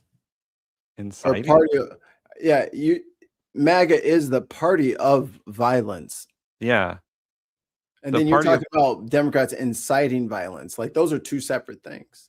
Yeah. There's a difference between saying and action. And MAGA is the party of action when it comes to violence. Right. Y'all literally chant for mass deportations. You think that's like a peaceful process? Is like, you think it's just like everybody knows what that means? Like your coded language is, it's a weak ass code, man. Everybody knows what you're saying when you try to say like it's quasi patriotic bullshit. It's just coded racist speak. And by the way, Google searching something is not how to prove something exists. You can Google search anything. You can find anything on Google and be like, "Oh yeah, here it is." But you know, if how many people went to prison for January 6th? Anybody? How many people went to prison? 1,500. Yeah. 1,600, somewhere in there. So, I mean, that has judicial record and actual crimes were committed and all that stuff, you know? It was just a tour. It's a little bit beyond Googling. It was a plot that resulted in people dying, an entire narrative created about these secret white supremacists at They weren't secret. What secret? What secret? Oh my God. Y'all was hanging out with these fools. I'm pretty sure Turning Point was busting motherfuckers out there. Like straight up. Like stop trying to change shit. They were there. It was a Republican event. There's footage of it. Unite the right. They were all there. I swear to God, this Orwellian don't believe your lying eyes shit is ridiculous. It's like, sorry, dude. I'm pretty sure we covered that back then. So, nah, dog. Teacher meetings in the military. No, that's not your episode. No, that was my episode. Fuck you. Oh, so you got Gina's favorite person on here now. I know. Look at his face. Oh, boy. Come here. Come here, you little gnome. Let me get this screenshot. Oh, my God. Oh, with the manufacturing racism? Oh, we cooking. Bro, you can fucking video search anything. What is he want? What did he say? They said to video search a montage of Democrats inciting violence, just so Democrats can see their party inciting violence, so they can stop with the MAGA. MAGA is the party of violence. I love, by the way, how you don't say Republicans and do say MAGA. Yeah. Do you consider yourself Republican or MAGA? Do you differentiate? I'm actually fascinated to know, is there a difference between the Republican Party and MAGA? Welcome to the focus group. Now, tell us all of your party, your policy issues, your wedge issues. What is your likelihood of voting? They don't want to answer. They're just like, video search it. I just want to know, like, I'm not going to show that on the air because you can do that with anything. And I don't know what that is. Also, it's not your show, so sorry. Yeah. I need to watch stuff that's not going to get my channel taken down. So right, unverified links from dude. But I mean, just search this. No. We all saw January 6th happen in real time. So yes, I was at work on break, and I was like, "Oh, that's not good." Oh, here we go. Chrissy did the work for us. I have just searched for that, and guess what? It was posted by Donald Trump and Fox News. Not exactly trustworthy sources. Bro, you playing both sides to the middle. Just search this thing. It's totally non-biased, aka it's from Donald Trump and fucking right. Fox. You cheating. Oh, you busted. Thank you, Chris. See? I bet you it's not even actually Democrats. You're not where you thought you were. In the media, if you didn't kneel before George Floyd, you were probably part of the white supremacy movement. They even came up with a hate map to trick you into thinking hate was so prevalent that they needed a map. They didn't have a hate map for Antifa because Antifa wasn't even part of the list. Because I don't even know where to start there. What's Antifa stand for, big dog? What you talking about? Oh my God. And people just eat this shit all day, huh? They do. Crazy. They eat so much gut-filled slop, it's ridiculous. I couldn't. But focus on the family was PragerU. They had libs of TikTok. Bro, what you talking about? I can't look up both sides of a thing that one side made up whole cloth. What are you talking about? I can't just look up stuff that didn't happen. I'm already watching what the Democrats say, and I'm already watching what the Republicans say. Therefore, I don't need to hear what each one of them say about each other. I can listen to what each side has said out of their mouth and what their votes that they cast. And by the way, we're not saying there's not extremist violence on both sides. There for sure is. However, the MAGAs out there really take it to another level.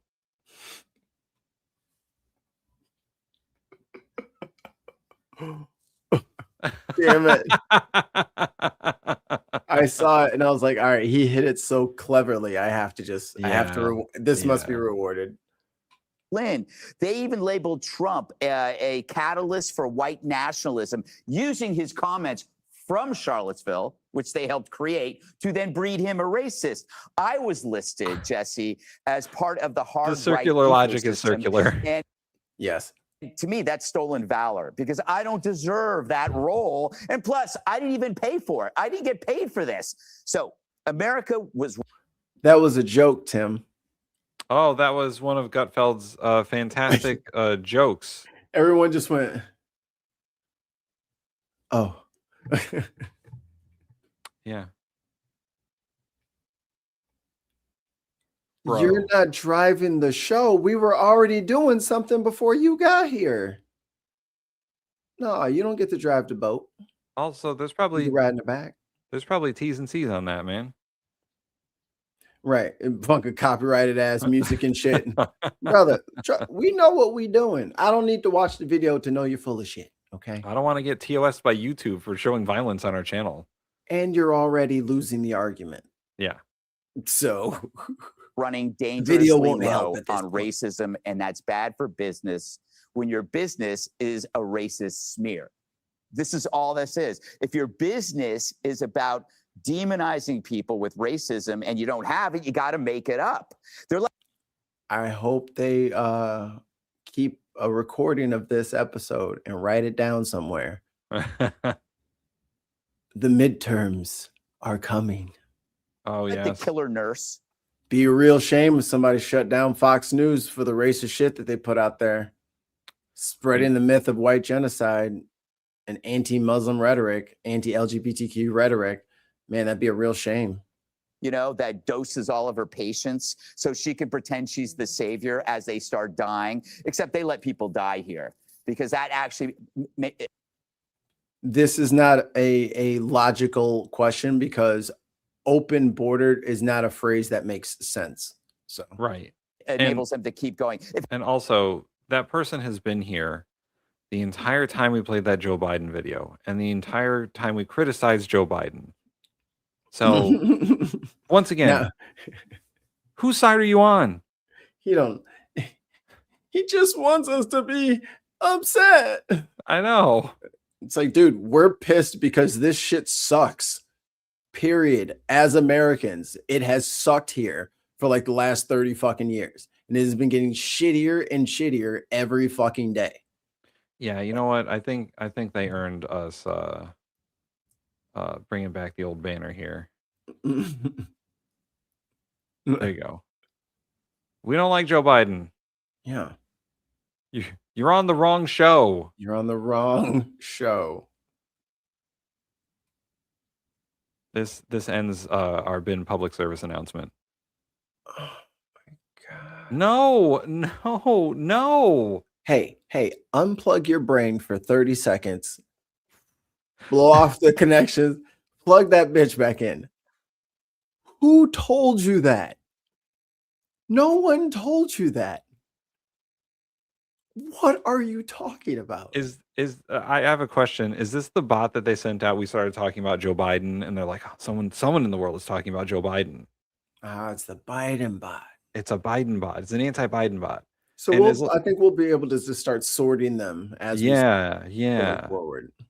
Because no one's protecting Joe Biden. No one's protecting the Democratic Party. Fuck the Democratic Party. Yeah. Just didn't want the fucking radical bullshit that fucking Trump was going to bring. And brought, by the way. Yeah, remember how great he handled COVID? Extra million fucking deaths. Great job. Remember all those wars he promised us he wasn't going to get us into? Yeah, these are great. I totally love this. A right-wing group actually paid leftists like Antifa, BLM, Venezuelan drug gangs to terrorize citizens to kind of underscore their value, it would be a huge story. But we never had to do that because all of that was real. You know, we didn't have to pay off. We didn't have to. We would. We totally would. We totally did. We didn't know that we could. So in retrospect, we would have. Yes. Off the left to cause violence. It's a testament to conservatives that you had to create the hate that wasn't there because we didn't supply it. So the projection is so only Fox News can provide such sweet psychological and sociological data. The projection is crazy. They can't get black people to pay attention to them. We ain't biting. We ain't going out. We ain't doing shit. We shut Target's little uppity ass down quietly. Nobody got arrested. No one doing any fighting. None of that shit. They don't know what to do. They can't find nobody, no group of people without lawyers that they could sick these goons on. And that no king shit, when they fucking popped out and it was a flood of whites. And they were like, fuck. None of y'all, are some of y'all biracial? Someone's got to be biracial. Damn. And when they started interviewing the white people, and the white people were like, yeah, black people shouldn't show up here. They'll just be targeted. Like, we had the crib like the get it, because this is they are spinning their wheels, and they have wanted and begged and prodded, and like they went after all the Black History Museum shit, and they went after the month. They started doing intentionally antagonizing us, and it didn't work. So they said, you know what? I'll get you somehow. I'll get someone. I'll get the people who help you. Okay. Oh boy. So where were Trump's economic numbers in his first 2 years in office? And all of a sudden there's a deadly COVID virus that shuts down the world. Oh, Coincidence? so you do believe in the virus? Ah, so it's a conspiracy. It's all a conspiracy. This person deals in conspiracy and circular logic, and we should just ignore them. I don't know, man. Look at my background. So how did they do it? Well, obviously they're in league with China. But they don't like China. Yeah, but they got the Chinese to release the virus from their virus factories in Wuhan. No, don't give them answers. Make them tell us. He got timed out. Oh, damn, y'all. We was about to find out what happened. I think it was only for a few seconds though, so maybe they'll be back. Well, while we wait for the universal answers and truths. States least racist country in the history of the world. We knew it, but in the last 10 years, the left made it sound like somehow we were the very worst thing on the planet. How come Doge fired all the black ladies? Yeah, what's all that anti-DEI stuff all about? How come they fired all the black pilots? Generals. The Family Research Council was shot up. Yeah. Boom. And in court. Boom. What's the agreement? Hold on. I doubt it. And nobody help. I want to know what it is. Hold on, I gotta check on her real quick. She's near the pet. Documents, the guy said it was because the Southern Poverty Law Center had labeled them a hate group. Yeah, Charlie Kirk was assassinated, and he was mentioned many times by the SPLC. Could you, the control room, could you play Todd Blanche? This is interesting, Kennedy. Blanche is saying that the Biden administration closed this investigation. This investigation was opened during the Biden administration and then mysteriously closed. I really don't have any information about why it was closed. And then we started again last year. The FBI did, working with the U.S. Attorney in Alabama. And it's extraordinarily egregious. I think the Pink Panther could. Hold on. I'm gonna send you the link. Copy. I gotta change the diaper. Okay. Where's our private chat? Oh, there it is down there. We have a private chat? Yeah, it's the second to last thing down there. Yeah, I know. I was being purposeful. Hey. I was trying to be nice. Be right back. All right. Playing my song. Let's see. I'll put it up there. There we go. Is this mine? 617. 617, he says. There we go. Oh, there's no sound. It's pretty clear, and Greg did a very good job of laying it out. Finding and funding more of the most extreme racists in the country was very profitable for the Southern Poverty Law Center. In fact, after Charlottesville, they hit a windfall, a fundraising windfall, and they knew they were going to did it. It was more successful than all of their evil marketing geniuses could have imagined, and their endowment was closer to $700 million after Charlottesville. So it really was one of the most profitable things that had ever happened to them. But what occurred to so many people was, they had not seen this sort of coordinated white supremacy in their neighborhoods, even though they were being told constantly, this constant onslaught by the SPLC that they were there, they were prevalent. And in fact, it was Biden's FBI who told us that white supremacists were the biggest threat to the country. It wasn't Antifa. It wasn't some of these Islamist groups who were funneling talking points to students at places like Columbia. Can I add something to that? Because the Biden administration said that the largest section of white supremacists could be found in the U.S. military. Yes. And then they said they would do it. What is going on here? The Democrats have a stronghold over world leaders and the world economies through dirt like Epstein had dirt on people, and also the mainstream media. You think that they'll all attack Trump on every turn? What? Huh? I don't mean to sound like I don't know what the fuck you're talking about, but I don't know what the fuck you're talking about. Hold on, there's a button for that. I literally have no idea what the hell he's talking about. I like how the Democrats are this big shadowy organization and not just an American political party. Like, what the fuck are you talking about, bro? The Democrats don't even have power over the country. And you're talking about they're using Epstein shit to bring world leaders in line and also the mainstream media. Dude, this is the mainstream media. Fox News is the mainstream media. Greg Gutfeld is the mainstream media. So I don't know what the fuck you're talking about. And yeah, I can't read for shit. I got dyslexia or whatever. But that's besides the point. How could the Democrats have a stronghold over world leaders and world economies? How? They're not even in charge in this country.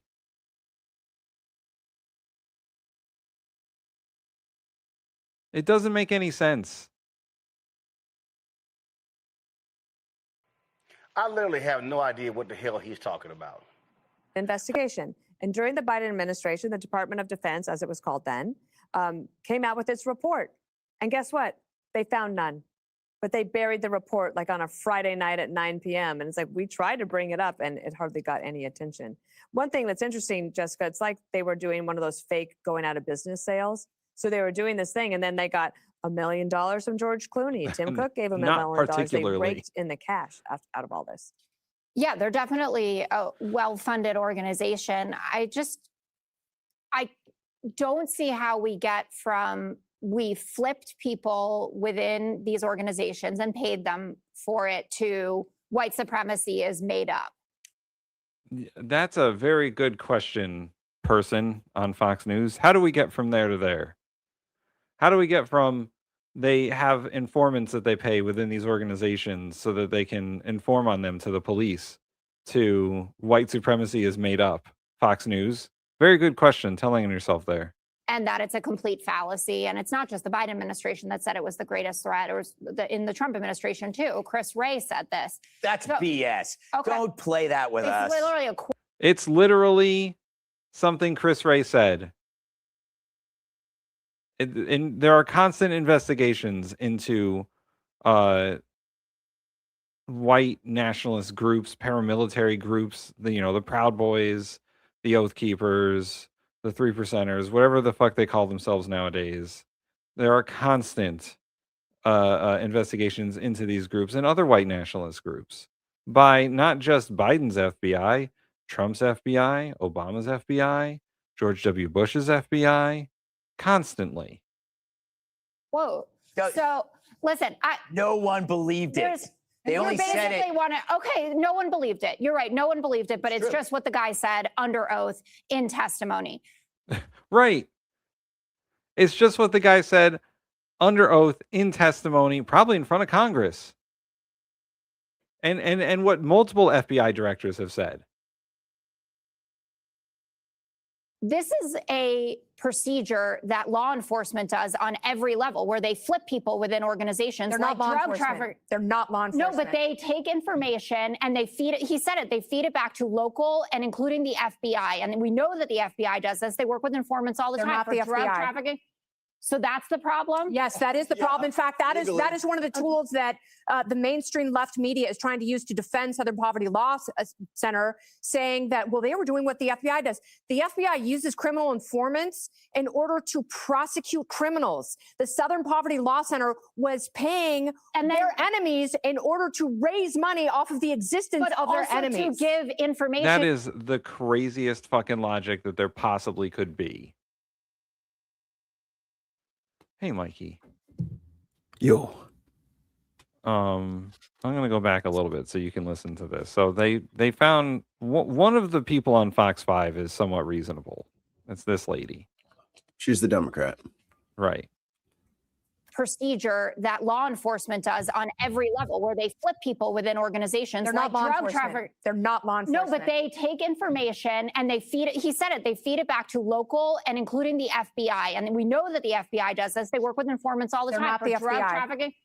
So that's the problem? Yes, that is the problem. In fact, that is one of the tools that the mainstream left media is trying to use to defend Southern Poverty Law Center, saying that, well, they were doing what the FBI does. The FBI uses criminal informants in order to prosecute criminals. The Southern Poverty Law Center was paying their enemies in order to raise money off of the existence of their enemies. To give information No. to they How would that even work? Here's what I think we need. Here's what I think we need. We need all of these white supremacist organizations to come out and say that we are funded by the Southern Poverty Law Center. Easy fix. Easy fix. They need to admit it. They need to admit that they were created by the Southern Poverty Law Center as a fucking decoy for white supremacy. Should be fairly easy. Well, they're gonna have to testify anyway. Right. So round up some Proud Boys. I'm sure they're not hard to find. They're in ICE. I'm about to say, where's ICE at these days? Get some Oath Keepers or whatever. Get their leadership together and be like, hey guys, are you funded by Southern Poverty Law Center? Is that where you get your money from? Till the day I die, I will never forget that those motherfuckers, all three of them, were on the domestic terrorist watch list. And not only did they get rid of that report, you can find it on the Wayback Machine, and I think a bunch of people have posted online, but it was clearly shown that white supremacist, nationalist, domestic terrorism was the #1 threat to Americans in this country. Oh, yeah. Here we go. It was right there in the DOJ report, and then they just took it off the website. Here we go. This will back you up there, Mikey. Believed it. You're right. No one believed it, but it's just what the guy said under oath in testimony. Oh, we got to go back just a little bit further for context for that. Raked in the cash out of all this. Yeah, they're definitely a well-funded organization. I don't see how we get from we flipped people within these organizations and paid them for it to white supremacy is made up and that it's a complete fallacy. And it's not just the Biden administration that said it was the greatest threat. It was in the Trump administration too. Chris Wray said this. That's BS. Okay. Don't play that with us. It's literally a quote. So I'm standing 10 toes down. You basically want to, okay, no one believed it. No one believed it, but it's just what the guy said under oath in testimony. It's just what Christopher Wray, the FBI director appointed by Donald Trump, said in testimony under oath to Congress. What does he know? What the fuck does he know? That these white supremacist organizations exist and white supremacy is a threat. I Googled. You got to Google it. Where the fuck is that guy? You got to fucking Google it, bro. Did anyone try Googling it? Did anyone try fucking Google searching Chris Wray, white supremacy, Congress? It's so funny. Oh boy. I like how he always want to chirp on some weirdo shit. It's like, shut up, dude. How dare you? How dare you? That white supremacy doesn't really exist. Say my name 3 times. If you don't spin some yarn in the gold and shut your little dumb ass up. Jesus. Why don't you go search for a ring, motherfucker? In order to prosecute criminals, the Southern Poverty Law Center was paying their enemies in order to raise money off of the existence of their enemies. To give information to the FBI so they could do something. But that do you actually believe what you're saying, or are you just doing this for the fun of the show? No, I don't. Oh, Gutfeld. I wish I could ask you the same question. So for the love of the game, man. You see that? You see that mug? Like this because we're all somehow connected to the SPLC in one way or another. We've all been smeared by them, and if you're defending them, you better believe it. I actually said please explain to me how we got to white supremacy, organized white supremacy. Where have you been for the last 5 or 6 years? Because of what we just found out potentially about the Wait, does Gutfeld believe that organized white supremacy has only been around for the last 5 years? Yes. Ouch. That's rough. Yup, it's new. It's not. It's actually Antifa. Boy, Gutfeld. Read the original Constitution. He can't read. Damn it. Gutfeld. White supremacy was enshrined in the Constitution of the United States for like 80 years, 100 years. That's the, you know, from 1789 until 1865, slavery was legal in the United States. Nuh-uh. Like he's just that he's like Kevin from Ed, Edd n Eddy. Yeah. Just impenetrably stupid. He's dorks. That's like all he's got. Like that's what he says to everything. Oh, for sure, Diz. The last 250 years guaranteed. I'm just saying that it was enshrined in the founding of the country, and you know it's been a bit more de facto rather than institutional when it comes to American government. It's been a bit more pushed underground than as blatant as slavery. I should have picked the fucking Virginia one. I think I saw the Virginia one with him, and they were fucking melting down. Oh no, it was Abby Phillips's show. Because yeah, no, we talked about that in my sociology class. We talked about sort of the difference between like sort of de facto segregation, and which is segregation that happens without laws forcing it to happen, and the actual segregation of like Jim Crow, where it was laws, and then of course slavery. And there's still a lot of de facto segregation, and white supremacist groups do exist, and they have existed since kind of the founding of the country, and even before that. So they have fucking parades every year on their birthday, and they go to fucking City Hall and they get a permit and they do their like, I don't know where these motherfuckers live.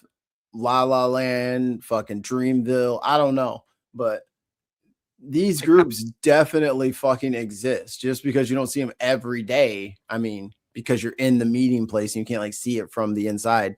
But yeah, like no one is pretending except y'all. Right. And like these organizations have existed for so long that like they're the villains in like TV shows and whatnot. Like Black Panther. Breaking Bad.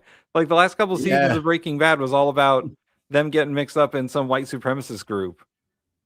Yeah, the biker gang. But that's slinging meth.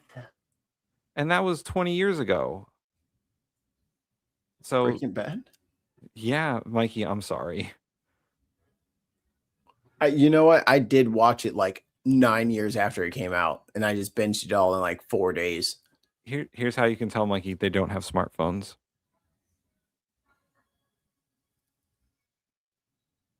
They got like Motorola Razors and whatnot. I thought they were just burners. Nah, man. That's all they had. That was their phones. Yeah. It was set in present day in 2004, 2005. Yeah, like the 3GS was like about to come out. That bitch was like $100,000. And it shattered instantly if you looked at it wrong. That's crazy. Now I'll never not notice that. Yep. Now you're gonna be like, oh, why didn't everyone have a smartphone? Well, they weren't invented yet. It's not, the show ended around the time smartphones came out. What the? Yeah. My brain hurts. That could be any number of reasons. I know we're running short on time. Your thoughts on Virginia turning that 6-5 into a 10-1? I mean, it sort of evens up all the fuckery of the Republicans. So as a person who is opposed to gerrymandering, I am opposed to gerrymandering. I cannot, however, control what every state does. So I don't like any of it. I think it's going to lead to more partisanship and polarization. However, turnabout is fair play. I'm in the camp of good for the goose, good for the gander. Yeah. Trump started it when he wanted Texas to do that shit, and then Democrats were like, well, I guess if we're all going to do it, And it's we just got reclassified to Schedule 3. Oh, yes, I saw that. Yep.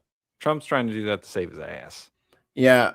Too bad you already freaking scared everybody to put Jesus like you were going to lock him up for smoking weed. Like no one is going to admit it now. Yeah, nice try, dude.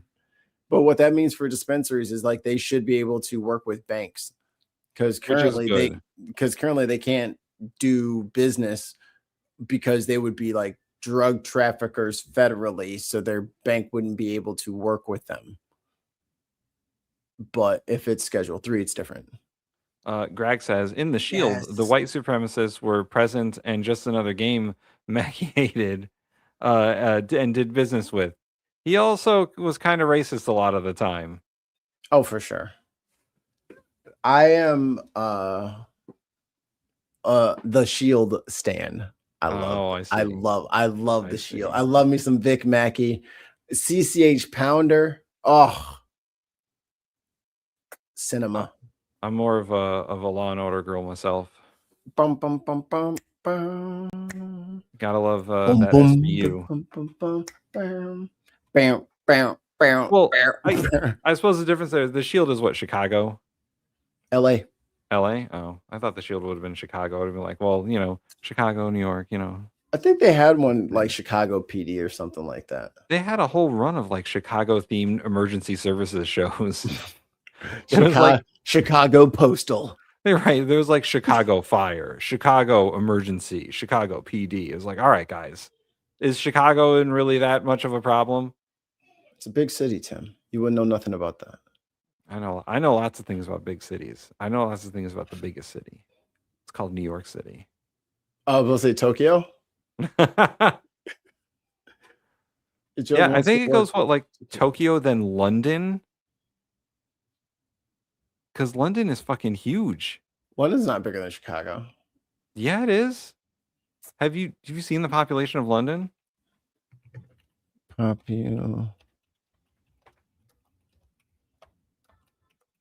London's bigger than New York City.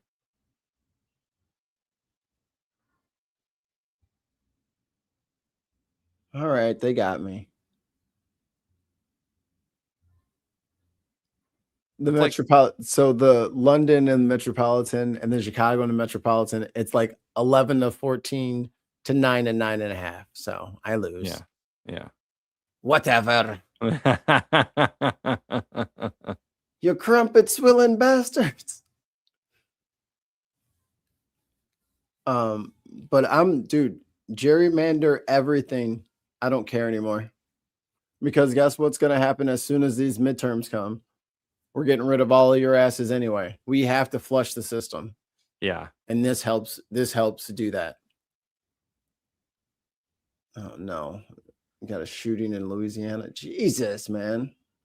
All right, Mikey, let's final thought here.